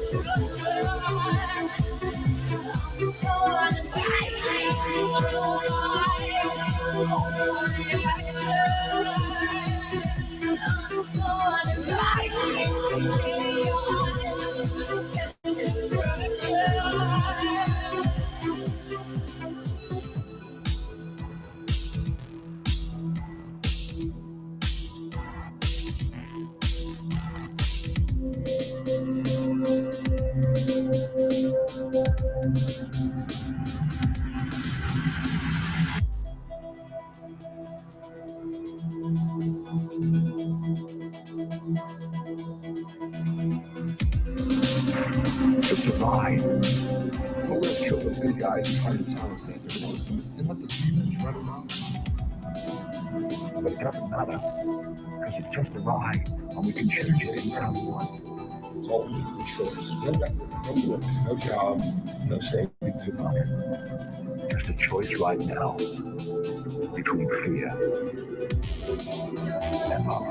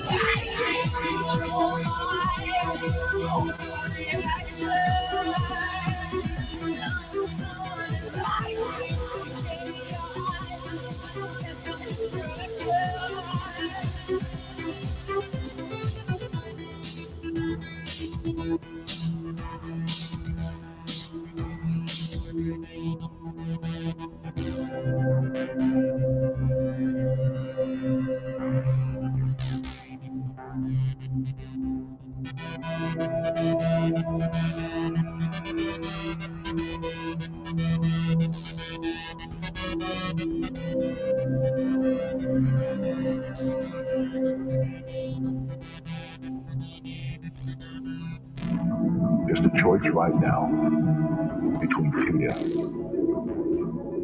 and love.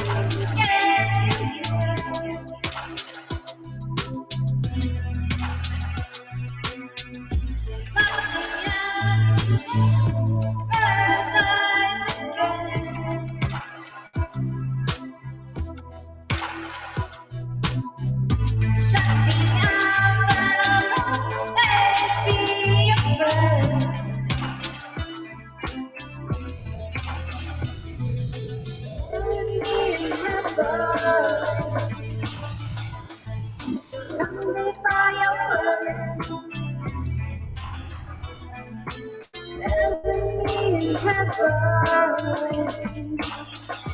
I'm surrounded by your words.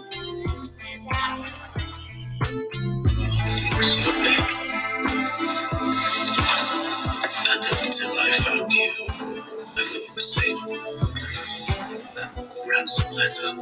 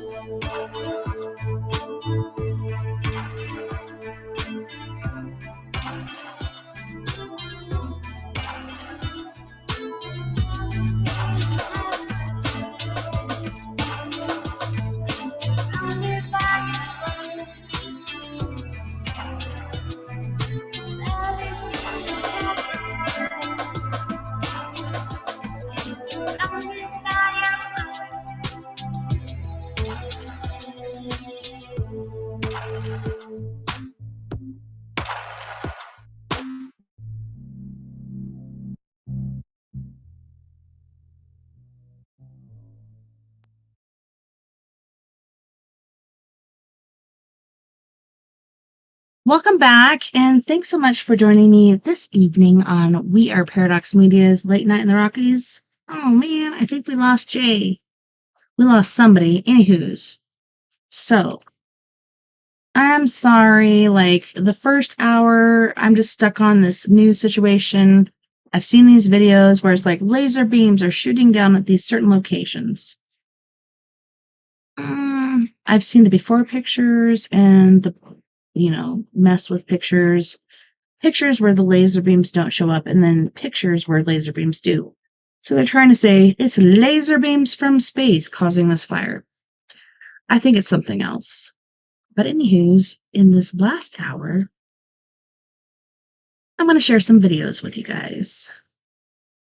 And I was not prepared for this. I don't know if you guys noticed how I went off air for a second. My husband came back home. He was trying to plug in the lamp, turned off the power switch, so the internet went off. So that was pretty messed up. And it's super hot in here. Well, I'm not going to say that in front of Jay because Jay's actually dealing with some super hot weather. Here it's like 90 degrees in the office, but that's hot to me because, I'm used to Colorado weather and, wait, Shane, it's freaking hot in here. But yes, I have a video I want to share with you guys. So this one is from Mindfree. Oh wow, I just got an email back from the lady that I actually went and got interviewed for a pilot show that is supposed to come out by Lorian Fenton and our friend Stephen B. Urbani. I can't say anything because I signed a non-disclosure and etc., but I'm super excited. If this does happen, that would be amazing. Okay, so I am in the right place. What the crack? Okay, so this is on important. Evacuation. So, this is by Mindfreak, and it's 15 scary ghost videos accidentally caught on camera. Where are you? Who are you? Hello, what is it? It's not even showing it. What the crack is going on? Shows Mark Zuckerberg, blah, blah, blah. I might have to go back in really quick and share that with myself once more. I apologize, you guys. Ain't nothing perfect, but all I gotta go do is go back to my library Library. No, not catfish. Life to an otherwise lifeless bird. The Bachelor. Good Lord. Sorry, guys. No, right when I go to it, it kicks me off. Found it. And it's a top 15. Top 15 videos. Ever since they reset the internet by trying to turn the lamp on, everything's freaking strange right now. So hold on. Oh. Trying to share. Here we go. And I've already done this, but I'm going to do it again. No, this is not it. It's like, do you want to share the flash cell? No, I don't. Why do people say that our free drone giveaway isn't real? Geez, so Pete, Temu. So, Temu, emus. Oh my gosh, this is worse than hackers. Here we go. 15 scary ghost videos. Accidentally caught on camera. Telling you guys that this is insane. Like, every time I try to share it, it's not letting me do it. Okay. I apologize for the delay. This will take a wee couple more minutes. We got this. But yeah, the very last ones were more evacuation orders issued on West Kelowna. And that's in Canada. Here we go. Found it. Sorry, guys. This is so embarrassing. Let me check all my sound stasises. All right, looks like we're good to go.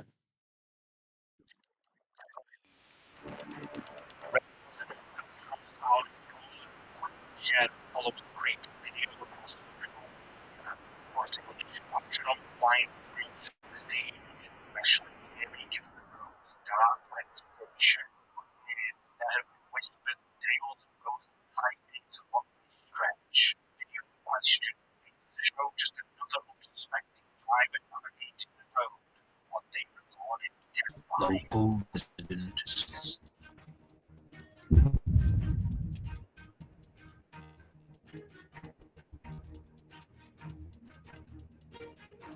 As the vehicle rounds the bend, the glow from its headlights illuminates a ghostly, pale figure standing still on the roadside. The shape of this entity, which some believe to resemble a woman, could be easily dismissed as a mere road sign. However, locals assert that no sign of that particular shape exists there, leading many to believe this may indeed be a genuine ghost sighting. What do you think? Is this ghost caught on camera locals believe? Let me know down below. Definitely not a sign. Scary videos. Make sure you subscribe and hit the bell icon so you don't miss any future uploads. No, definitely make sure you subscribe to Mind Junkie. This next entry was taken by a person named Kiana. Kiana says that one night at my cousin's house, we had a friend over. It was about 10 p.m. at night when we were all playing on the computer. My cousin Jose decided to take a photo of our friend and didn't think anything of it. Later that night, we looked at the photograph and saw something odd in the background.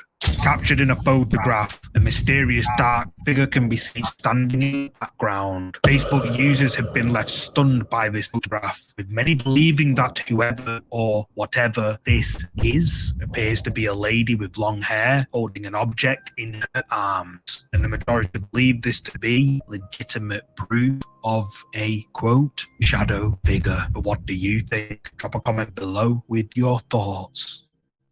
What was that? What was that? The following creepy footage comes from TV Peru's news coverage of heavy rains in the Casica region. Nobody seemed to notice that in one of the clips they showed live on TV, something terrifying was captured. I've seen this one before. Super creepy. He's also got a stick in his hand. Captured on I saw live that. TV, something which doesn't look human appears to crawl out of the water. But what is it? YouTube viewers have been left scratching their heads on just what this bizarre figure could be. Some believe it's some sort of strange creature, but others argue it's just a very muddy person. But what do you think this is? Let me know.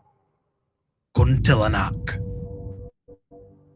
While we often envision spirits lurking in our houses, the restless dead are not bound by walls or time. In a creepy video shared on Reddit by Tony Way 1992, an eerie presence is seen haunting a home still under construction. Could the land upon which the house stands be cursed, beckoning entities from the other side?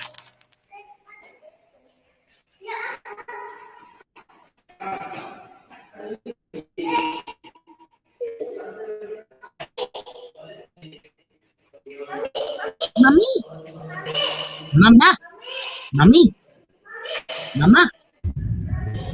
Caught on camera just before the video ends. A figure with long dark hair dressed in white can be seen stepping past a window. Tony Way 1992 says that this figure is, quote, a Kuntilanak, a vengeful female spirit known to terrorize its victims. But what do you think? Comment and let me know.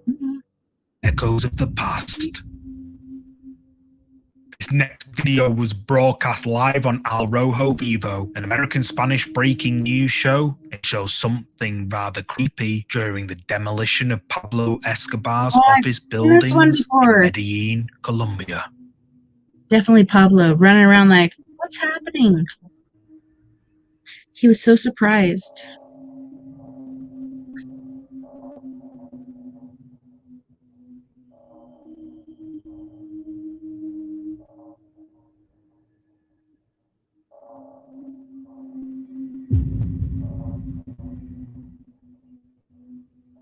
Moments before the building is about to be demolished, a white figure can be seen moving at rapid speed in and out of a part of the building where Escobar himself was known to spend time in. Then, captured in a photo, snapped by a nearby resident, a mysterious transparent human figure can be seen standing on one of the balconies. The half-transparent face does resemble that of the infamous cartel leader Pablo Escobar, who passed away 2 decades ago. Obviously, the condemned building had nobody inside, so just who is this mysterious figure seen on the balcony? I'd love to hear your thoughts in the comments.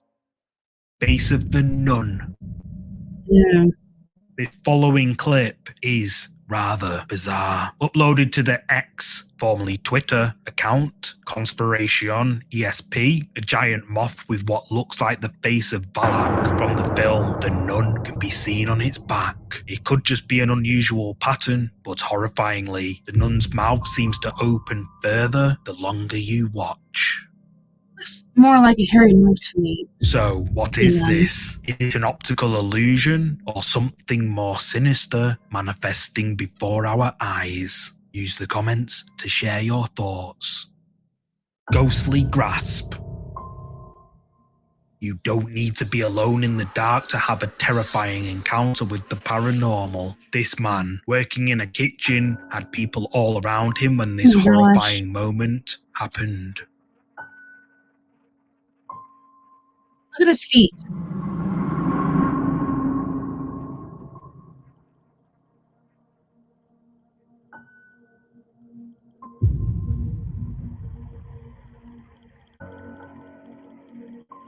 As the man stirs the food, he's suddenly pulled back by something we can't see. If we zoom in, we can see the man's feet suddenly lift off the floor before he floats backwards in the air. The man, clearly shaken and confused by what's just happened, looks around to see what did it. TikTok viewers have been left creeped out by this video, with many agreeing with user Eliza Lou that at first it looks like he slipped, but after watching it again, It looks like something is holding his leg. But what do you think happened here? I Let me think know he's in the lucky comments his face section. didn't land on the ring. Poltergeist activity. A haunted video store sounds like something out of a bad horror movie, except it might actually be real if this CCTV footage taken several years ago can be believed. Oh, I've seen this one.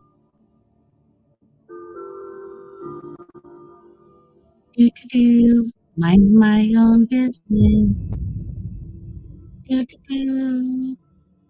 And babies go flying up.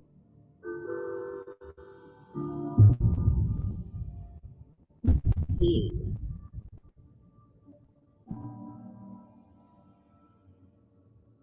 At the very start, he bends down to pick up a video off the floor. He puts it back in its place, not realizing how it got there. He goes around to the other side and jumps as a video falls right in front of his eyes. The employee tries to ignore it until he hears more videos falling off the shelf behind him. This time, he decides it's best to get out of there. Viewers suggest that the strange happenings in this video are the work of a malicious poltergeist, with many believing it to be real paranormal activity caught on camera. I'd say What that's do you real. think? Drop a comment below with what you're thinking.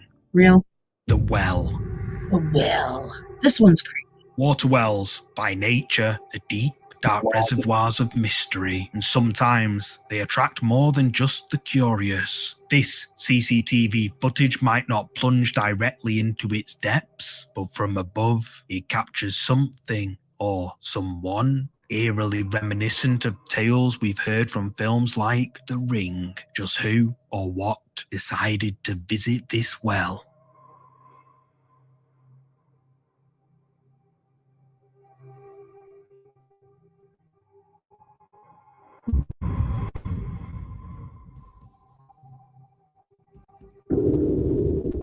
Just like in a chilling scene from The Ring, a ghostly figure in white with long black hair emerges behind the well before disappearing into its shadows. Now, while this footage might not be genuine, I felt compelled to showcase it. After all, The Ring stands as an iconic horror movie that many of us adore. It was one of the first films that genuinely sent shivers down my spine.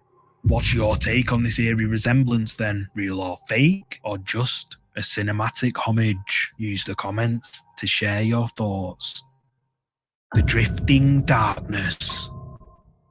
While most of us think of offices as mundane, sometimes they hold eerie secrets that are anything but ordinary. In the quiet hours after everyone has clocked out, a CCTV camera in an empty office captures something utterly perplexing. Not a worker, not a glitch, but something truly inexplicable. What could be lurking in the stillness of the night? Look closely and decide for yourself. Ew. Another grudge / ring looking yacht. Yeah. Captured on a CCTV camera I during like the it. early hours of the morning, a strange black mass slowly takes form. It hovers for an unsettling moment before it mysteriously drifts out of sight. Ew. Unsettlingly, whatever it is seems to move with intent. So, what's your take on this? Is it a genuine paranormal occurrence My or a take is I cleverly don't like it. executed hoax? Leave a comment with what you're thinking. The nighttime nuisance. In the quiet hours after the final customer has left and the closed sign is hung, most stores settle into a peaceful slumber, but not this one. This particular store, with its rich history, has long been rumoured to harbour more than just merchandise. And when the owners decided to install a CCTV camera to monitor the space, they weren't prepared for the creepy footage they'd capture.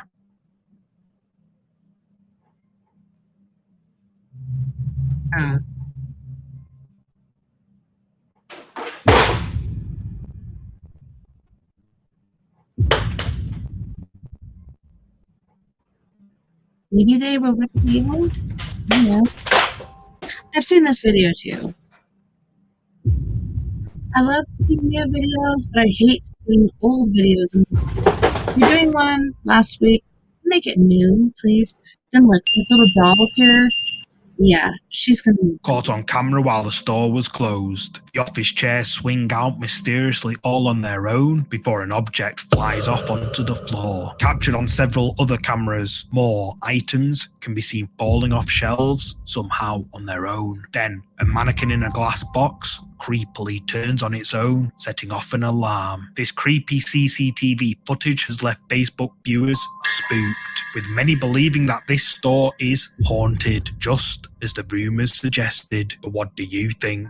Is this genuine paranormal activity caught in the act? Or perhaps a clever ruse? You tell me.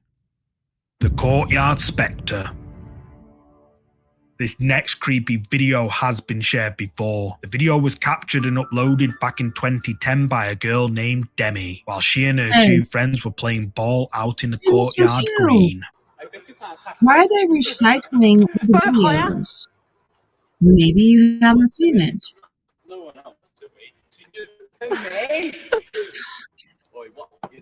What was that? So we have 30 minutes if you want to hang, but my messages supposedly are. Oh my gosh, that was creepy. As they're playing, one of the friends spots something in an upstairs window. Demi points the camera towards it, and a creepy pale face of what looks like a young man can be seen staring out of the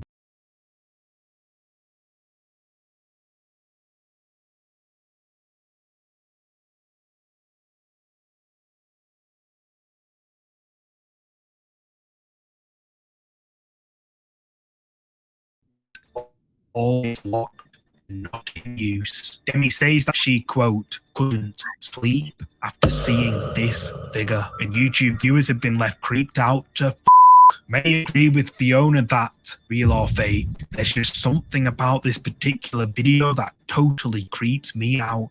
It just doesn't sit right with me. It's that face staring, looks truly ghostly and so real. Those eyes that you can't quite discern, but at the same time, they're penetrating and menacing. Most comments appear to believe that this is a genuine ghost caught on camera. What do you think? Let me know down in the comments. Especially when they're saying this story is no figure.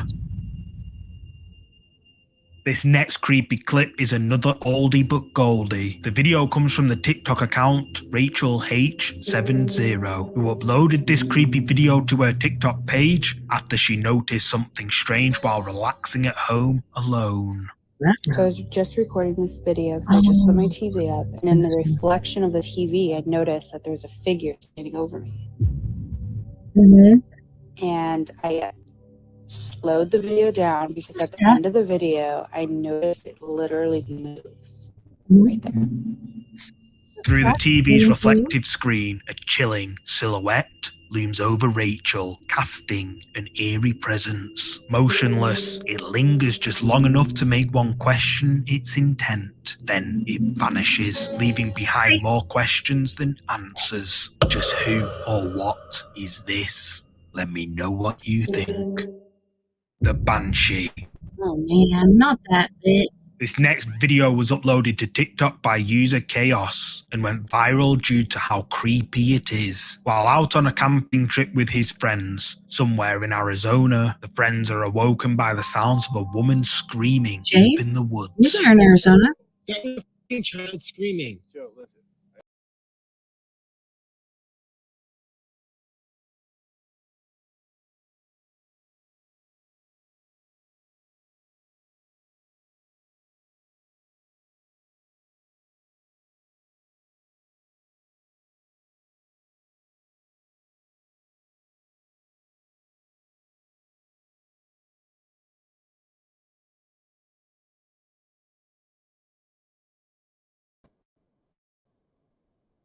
Sorry.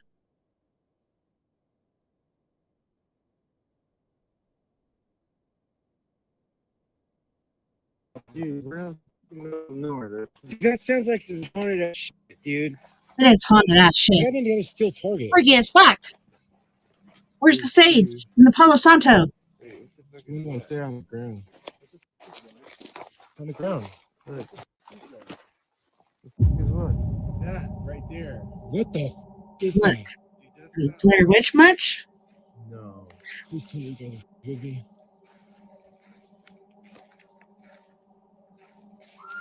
Oh, no. I knew. The friends stand and listen, trying to understand what's happening. Another, even more chilling scream echoes through the dense woods, heightening their fear. As they scan their surroundings, a sinister discovery stops them cold. A stick figure made of twigs and reminiscent of the infamous Blair Witch symbols hangs ominously from a tree. Suddenly, a petrifying scream shatters the silence, pushing the group to flee in terror. The eerie footage shared by Chaos on TikTok sent shivers down the spines of countless viewers, over 9.5 million to be precise. Many draw parallels to the harrowing scenes from the Blair Witch Project and say this is one of the reasons some of them wouldn't ever go camping. Chaos himself labelled the ordeal as probably the most scariest he's ever experienced in his life. Some speculate haunting cries belong to a banshee, an Irish mythological figure whose mournful wails are often seen as omens of death. What's your take? An unnerving encounter with the remnants of the Blair Witch, or just a clever ploy for online attention? Leave your thoughts in the comments. The House's Horror. This next scary video is not real, but it's one that has been requested many times by viewers. The reenacted video comes from the YouTube channel Under Red Alert and starts out with a group of friends walking down a street when they notice a female in distress banging on a window. The group decide to venture inside the house to help her, but soon realize the house is abandoned and that no one is inside it. As they're about to head upstairs, this happens. You know what? I think this camera has a light. Yes. All right, cool. What was that? Oh my God, who slammed the door? Was that you? It's me, dude. Oh my God, why is this house so creepy? What the heck's going on? Oh my God. Someone's trying up the stairs, dude. I think that's the girl that needs help. Check it out. Wait, no, I'm not going. We have to get out of here. If you're not coming with us, then just stay here. Fine, I will. Yeah. You know what? We'll come pick you up after. Where'd she go? Joe? You know what? Whatever. We'll get her after. Let's get up here. Oh my God. Let's get out of here. Let's get her. As far as the animation goes, A loud bang startles the group. The person recording spins the camera you see how around, the guy's and a like creepy trying to figure run can be like seen standing in the his darkness, fist instead of watching the unsuspecting group of friends. However, when he pans back, no one's there. Then, the sound of footsteps can be heard running up the stairs. The group decide to head upstairs, but one of their friends insists she's not going up there. The group make their way up the stairs. When they turn back around, the girl who refused to go upstairs is no longer there. They suspect he's just wandered off somewhere and decide to continue upstairs. But then the girl can be seen being dragged on the floor right in front of the group. Terrified, she just like they flee jump upstairs, space. but then the person recording senses something behind him. He turns around and a creepy figure with long hair can be seen crawling up the stairs. YouTube viewers have been left terrified after watching this short horror video created by the Red Alert channel. Uploaded in 2011, it has since garnered over 3 million views, and for many, it stands as one of the most it's a good videos composition they've of video ever and laid stuff, eyes on. but Even it's acknowledging its fictional nature, you can tell it's by the way people undeniable react the when they're touching eeriness things. this Like video I was afraid I'd be needs like, deeply I like with running, all but he's like you watch. Thank you so slowly much for touching watching the today's edge and stuff video. like If that. you're a fan of scary content, make sure you check out either of these Please two do make videos sure you do here. subscribe. And if you enjoyed this video, please hit the like button and subscribe.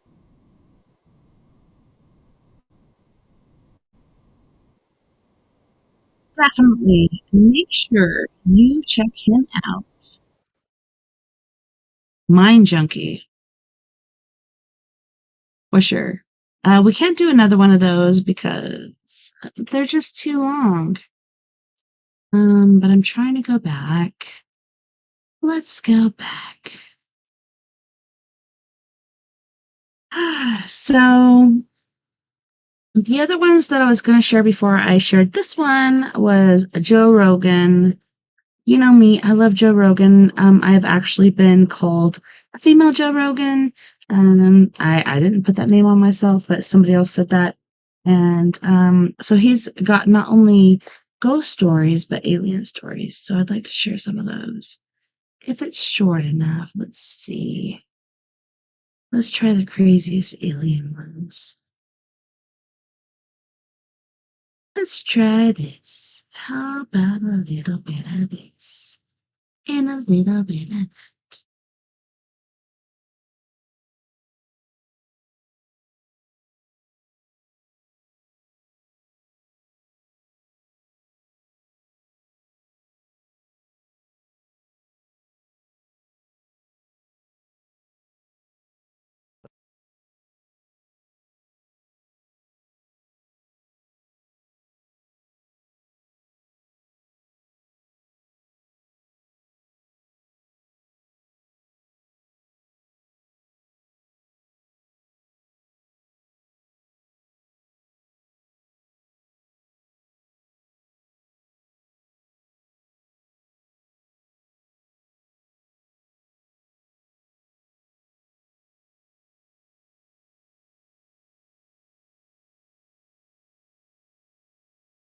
These are the craziest ghost stories ever told on the Joe Rogan Experience podcast.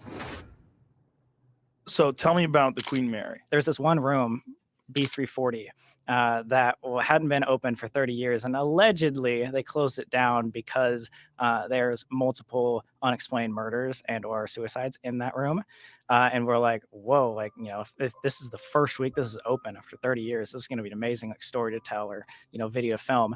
And so we went in there trying to make something or like trying to get something. We obviously didn't really believe in that much. So we were like, all right, let's just see if it happens. If there's going to be a haunted location, it will be this.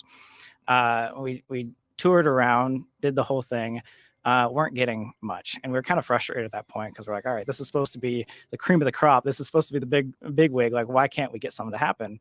And so it was 4 o'clock in the morning at this time. We've been trying for hours of just sitting in circles, like asking out. And we didn't have any equipment at this time. This is like the first place we ever went to. So we were just like meandering like the hallways being like, is anything here? Yeah, like just trying to get something to happen right. On camera, and nothing was happening. And so we're like, fine, I guess let's do this. Let's just like leave. Like it's fun to tell the story. Let's just leave.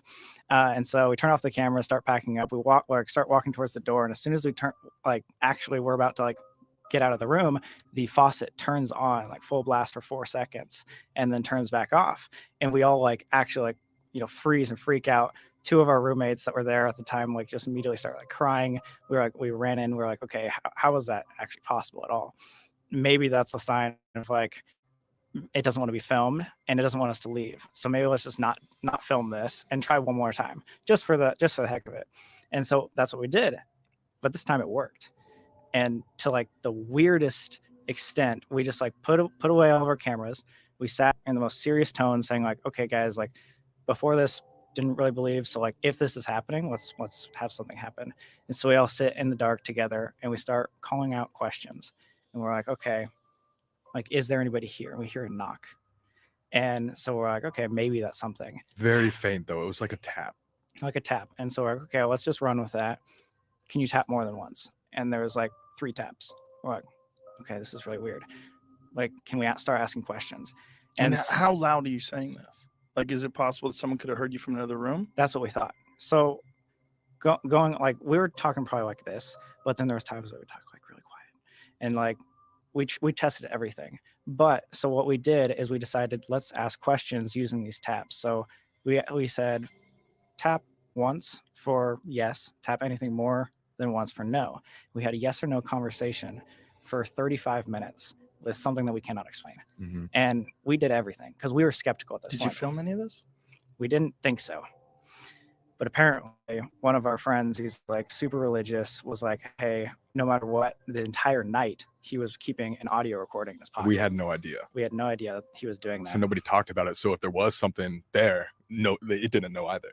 Yeah, we had no idea he had pulled that out. Like we genuinely were like, okay, no one's filming. We even say in this audio recording, like no one's filming. This no bullshit. Like everyone, please, like be serious about this. And so we had this conversation back and forth, and we tried to trick it. You know, like we would ask questions in different manners. Like, okay, is there more than one of you? Yes. And then we'd say, are you alone? And it would say no.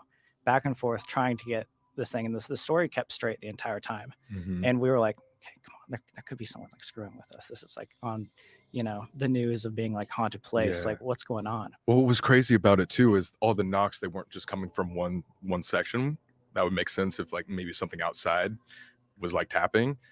These knocks would be like below us and then above us to our sides. Some would be louder than other ones. We went out to the hallway a couple times and we realized that we were like the last room besides like this like utility room to our left. And obviously we had like basically that whole like floor to ourselves as well, since it was super late.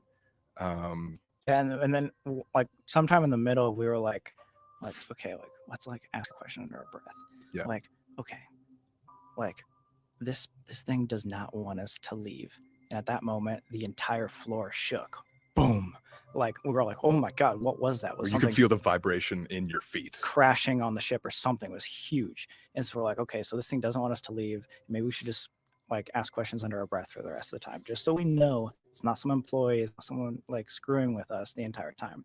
So fast forward to the very end, we were like, okay, we've had a bunch of conversations. At this point, we really believe if this is truly something, I want to know something about something deeper than just yes or no questions, or just like something silly of like how many people are here. So I decided, let's ask about religion. And I ask out, is there a heaven? And it knocks 3 times, meaning no. And at that point, our 2 religious friends that were there like immediately jumped up and said, we have to leave right now. I mean, we had no idea We're why. like, why? What's going on? Like, I'll tell you in the car, like, dude, like, just don't look back. Let's go. Let's leave. And so we walked out, we left, we got all the way to the car without anyone saying anything. And as soon as we got in the car, we're like, what's going on? Like, why do we have to leave? He's like, well, in the Christian religion, anything like demonic or evil is supposed to like basically disprove that there is a heaven in order, you know. And so what they were saying is like, we don't think this is some like spirit or something paranormal there. We think it was something that was trying to lead you away from heaven or Christianity. Demonic territory type thing. No, that it has a difference. And then, you know, if you want to go further and talk about the ghosts that show up, there's definitely ghosts too. Did I ever show you the picture of my ghost? You have a picture of a ghost? Didn't I show you that? Did I ever show you that, Jamie? I don't think so. No? You have a ghost? I have a ghost. Where? Your house? I apologize if I'm repeating myself. I don't know if you are. I don't remember the All story. right. But I got one of those Nest cameras. Oh, the Nest cameras captured a ghost? Those, yeah. And I was at the Comedy Works in Denver. And the ghost comes with you to Denver? He opens for me. You know, you want an opener that you can trust. Yeah. And I got an alert on my email the first time, like if it senses movement, it alerts you. And I open it up and there's my dog, Bella, just in the thing. I'm like, this is so cool. I'm just like, I'm in Denver and I'm looking at my office. And I thought, wouldn't that be a cool beginning of a horror movie if you get an alert on your phone and back at home there's a guy just staring in the camera of right? That's a good premise for a movie. So then as I'm saying that to my opening act, who wasn't a ghost, I get another alert, and then this comes up. Oh yeah, you can see it up there. Okay. Why do you have a picture of Chris D'Elia on your wall? He's obsessed with Chris D'Elia. We just found out. Look at that, bro. That's D'Elia. Chris, keep away from Tom. Something you might not know. I love D'Elia, but that's George Carlin. That's a man with a wrench. Yeah, or a man in a trench coat with an Uzi. This is 10 o'clock at night. The only people home are my wife and my daughter. This is on the 2nd floor. There is no shadow coming in the thing. It's a ghost. That's a legit You don't think ghost. that's a person? That's not a person. For sure. My wife was the only one in the house. And you think that's a gun in his hand? Could be a clipboard. Maybe he's just a really annoying surveyor from the dead. He's looking just at like a few moments of your time to fill out this report. Did you have video of it? Was it moving or something? No, but I have a video of another thing in the same office, which I could show you. This is weird. Yeah. Yeah, see, it does seem. It seems like the light is behind him, right? Like, yeah, like the outside right edge of it is sort of highlighted, like there's a light behind him. Mm-hmm. Doesn't look like a gun though. It is weird. So, have you ever had an experience that you could say you think is probably a ghost? How's that? Everybody in the house has had a little something. Is your house old? It's not old. How old but is like it? Poltergeist. Right, it's over an Indian burial ground. You never know. Dun, dun, dun. You never know. So in Zach Bagans' museum, one of the most haunted, if not the most haunted object in the whole museum, I don't know if you saw it, probably did, the Devil's Rocking Chair. Yes. There it is. So we actually were able to He gave us sit- permission. We were the first people besides him and his team to sit in this chair. Yeah, so basically that was the only exhibit that he's ever had to close Look at those girls. down. They're terrified. Oh, no. Look at their faces. Look at the Look at their So- faces. so that looks scared. so real. Like, why did you bring us here? Was We they feel with so- you guys? Yes. Yeah. Oh my god. Yeah, he had to shut down that museum or that exhibit specifically because a lot of people were like complaining about getting nauseous or throwing up or something like that. It's apparently the only artifact that he had to close off in that museum. But for some reason, he was like super nice to us and was like, guys, besides me, no one's sat in there since the exorcism that had occurred on that chair. So if you guys want to, you guys can sit in it for the first time ever. And that was one of those times, like, we're down to push the limit and stuff like that. But that was one of those times that I actually like gather myself and be like, we can do it. Like, let's figure this out. Let's like not actually like overthink about it. So what are you talking to? Like when you're saying you've got too far, like you have headphones on and you have your blindfold on. Yeah. So what's going on? So this is one of like our favorite experiments. It's called the Estes method. It relies on the theory that if you take away certain senses, other ones are enhanced.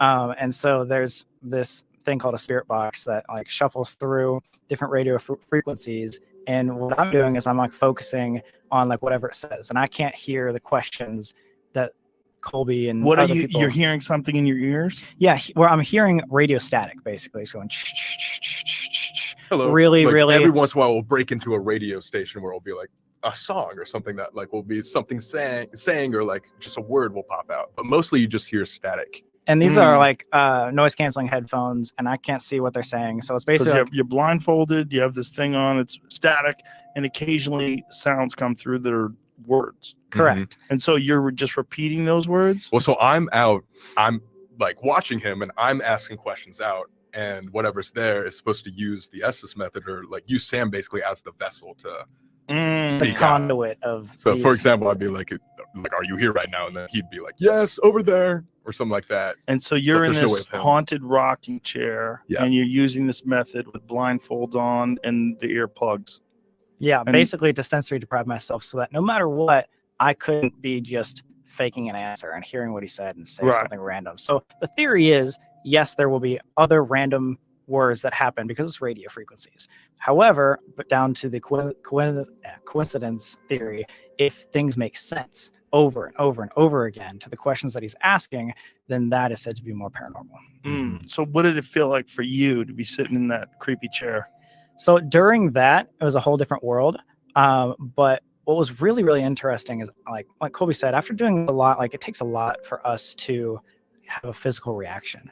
Although, yes, I was definitely terrified because of all the lore and the stories that were being told all up until this point. The guy telling us 100 times, no one has ever done this before. You're about to be the first. It's terrifying.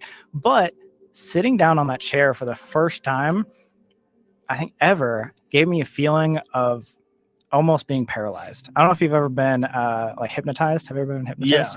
Yeah. So the feeling of being in hypnosis was almost immediate as soon as I like sat down there. Not when I was doing that like experiment, but prior to that, where I couldn't necessarily feel my legs as much. And yes, like if you gave me, like ultimatum, if you have to stand up right now or you're gonna die, I could stand up. But like if you've been under hypnosis, it's like this pressure that you probably shouldn't do this, or that your mind is being swayed to do something else. And to me, that pressure was don't stand up. So you felt like you're under a spell. Yeah. And like the same thing with hypnosis. I've been hypnotized before, and like I said, if everything in my being wanted to stand up, yeah, I can stand up, or I can not listen to like what's happening. However, if you allow yourself to like feel that, the feeling was paralyzing. And like I like run a lot, so I always like use this as an example. It felt as though within seconds of sitting down on that chair, I had run 5-10 miles. Like it felt like I was sore, and like my legs were like real, like that, like almost like sluggish feeling to like your muscles after like a big workout. That's what I felt almost immediately. Theater ghosts are some of my favorites. In theaters, when you go perform in these theaters and you talk to the people, I always ask them, "Do you have a ghost?" Mm-hmm. Yeah, there was a little boy. I was in, where was I? Oshkosh,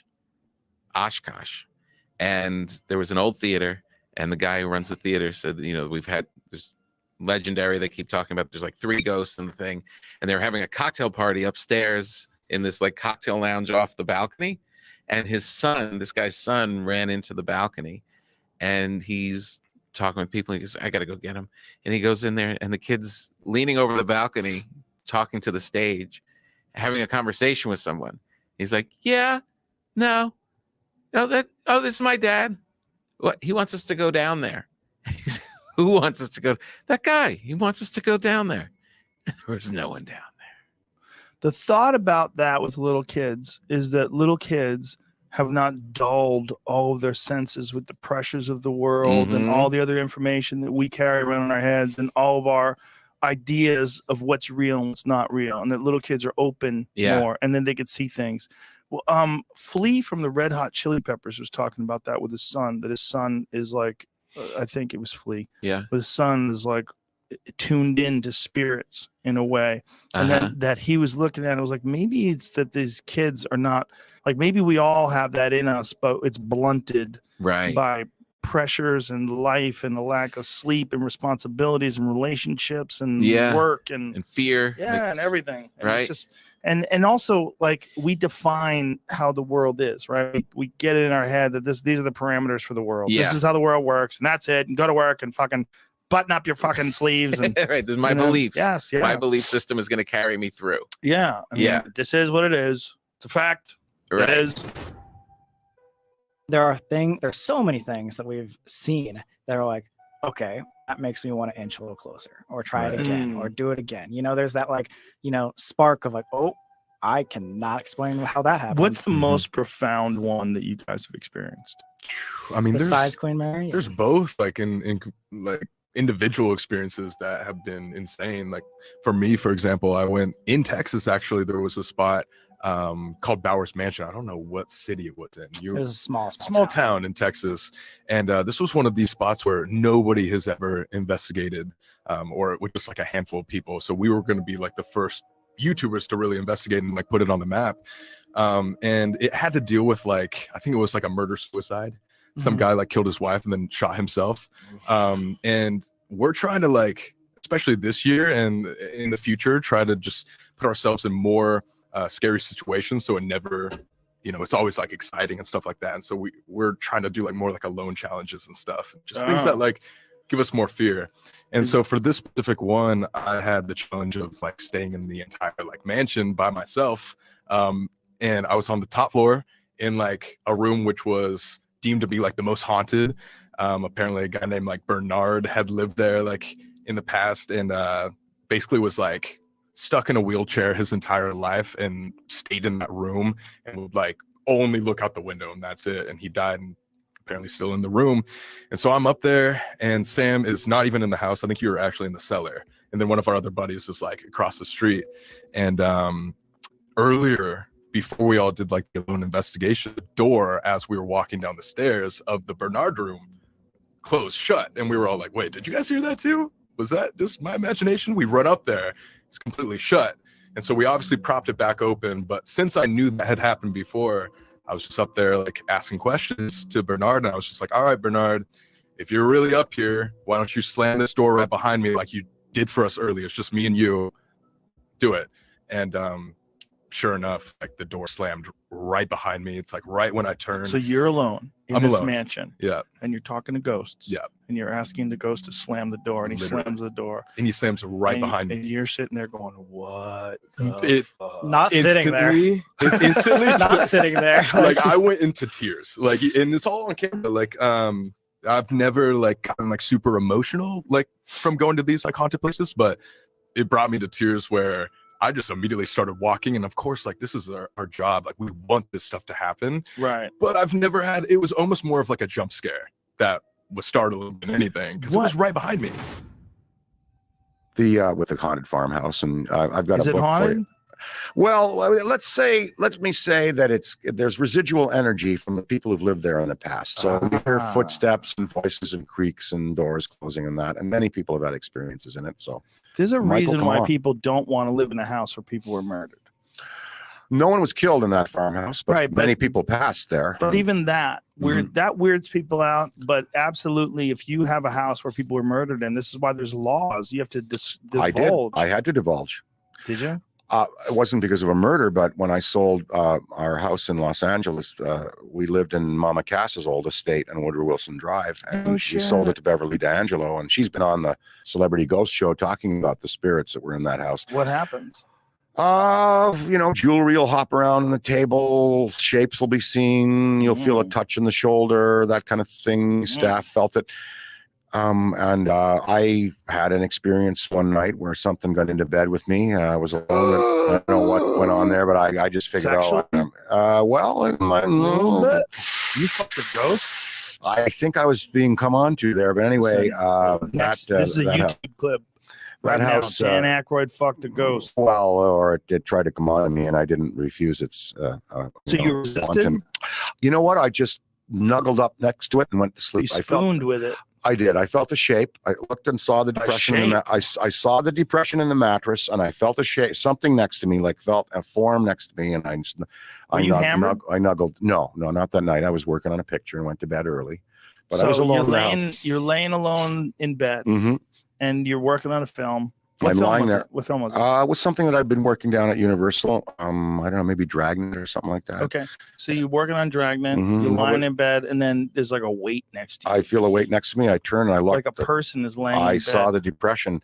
There were two, yes, and there were two spirits that might have been there. Maybe Mama Cass herself, although she died in London, and then there was another guy that apparently a rumor was he died of a drug overdose at a party, and they buried him in the hillside.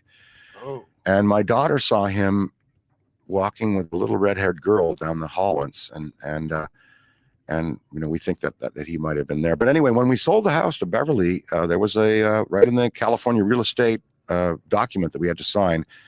By law, you have to divulge any unusual activity in the house. So I had to sign a clause in there that said yes at the beginning of our tenure in the house. We did have experience. Yeah. So you have a real belief in ghosts. It's Kind real. of, Kind yeah. of. Like not 100%, but you have an open I mind. bump into them sometimes. For I real? think. And I don't see them, but I feel them and hear them, and I know. Go ahead, look, the little smile, that little smile. That's why I don't. We're talking about it because we're on the weirdness podcast, but I don't talk about it because it just doesn't get a good response. Well, I'm trying to be open-minded. So when you bump, I believe you. You don't seem like a liar by any stretch of the imagination. But I have a huge imagination. I'm sure you so do. I could You're a very easily creative be person. tricking myself into something. What do you feel? Like, what happens? I just bump into them. If you walk into a room, I mean, it happens maybe once a year. Yeah. And you walk into a room or you walk somewhere or something's going on and you just feel it. And it's very, very strong. And I talk to them. I just say mostly hotel rooms. Let's just say if I'm in a hotel room on tour and I'll either move if I don't like it, or I'll just say alone in that room, I'll be like, hi, I'm playing a show at so-and-so. I'm only here for 2 days, but I really need to get some sleep. You can come to the I tell them they can come to the show if they want. Oh, that's hilarious. I'm like, this is what I do for a living. And I try to hear and think what they do for a living. I would be psyched if I was a ghost and I found you. I'm like, this chick's cool. She can invite us to a show. I don't even want to scare her. Let her sleep, man. Let her sleep. Fuck that. I got the pots and pans ready. I'm ready to make a racket. Let's wake this chick up. Nah, man. Let her sleep. Let's go to the show. I put them on my guest list. Like, nice. You've got a +1. That's nice. You don't have to reserve a seat for them. They can be everywhere. Obviously, you have an active imagination. And do you think that maybe you're mind fucking yourself at the time? Like when you're talking out loud, are you doing it because it's comforting, because you enjoy it? Probably, but if you asked me on a lie detector test whether I think I really encountered something, I'd say yes. Whoa. For sure. I mean, there's been enough experiences in my life that it just seems like just part of future science.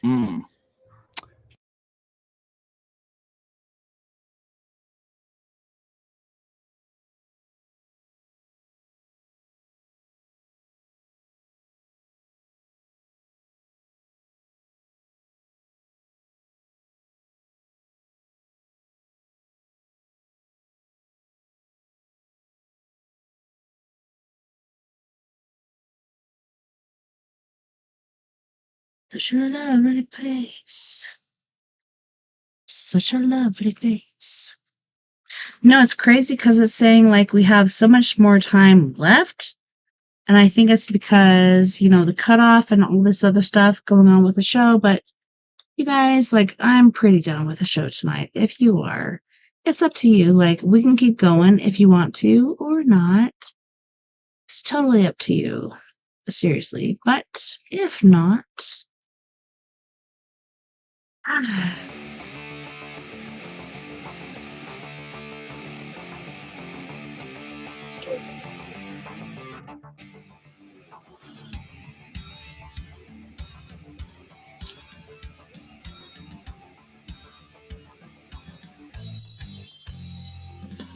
want to thank you guys so much once again for being my guests on We Are Paradox Media's Late Night in the Rockies. Oh my god. The thing was just redeciphering, but I want to thank all of you out there tonight for being part of We Are Paradox Media's Late Night in the Rockies. It was a pleasure having you, and I'm so grateful that you were here. All three of you. I'm really not big into numbers. I'm just glad somebody was here with me. I want to thank all of my friends on We Are Paradox Media's Facebook, KPNL Radio, Twitter, Twitch, iHeartRadio, Spreaker, and wherever else beyond the Omniverse you've been listening tonight. I had a wonderful time, and I can't wait to do it again next weekend. We actually have the Paradox Paranormal Forum. Oh my god. So we have the Paradox Paranormal Forum this coming weekend. And then after that, it's Storytime once again with me, TessaTNT. I hope you guys tune in and hang out with me because I don't like being alone in this. Until next time, nighty night, love and light to all of my wonderful friends out there, whether you're black sheep, creeps, whoever the fuck you may be. Hang in there with me. Night night, love and light. See you next time. Nighty night, love and light. I'll see you next time. Same time, same crazy place. Just make sure you take care of my yous, because I do love you. Yeah, yeah, yeah, yeah. Ooh.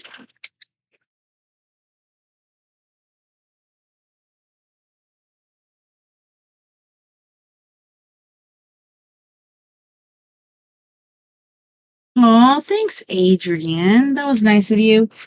I don't know, it's so freaking weird because, like, when I was trying to do the outro just now, Spreaker was buffering both times, and it's like, what the fuck is going on? So I don't know. It might, cost me an extra $1 million to tune into not Jeffrey Bezos, but Elon Musk. Elon Musk and his Starlink. Like, I've seen his Starlink go down my driveway. It looked like a space train. Boop. right down my driveway. And I'm like, what the hell is that? I'm getting out, I'm getting the groceries, and the kids are like, oh, it looks like a satellite. And then I look at it and I realize that's Elon Musk's freaking space train. So that to me was pretty intriguing. But I'm glad you enjoyed it, Adrian. Because holy shit, this shit does get complicated. And like I said earlier, like I do get stuck on like Hawaii and the west coast of North America, which is not only the United States, but Canada, aka Canada, is what I like to call it. It's even going on in Brazil and Mexico and other places. Like there's so much crazy shit going on.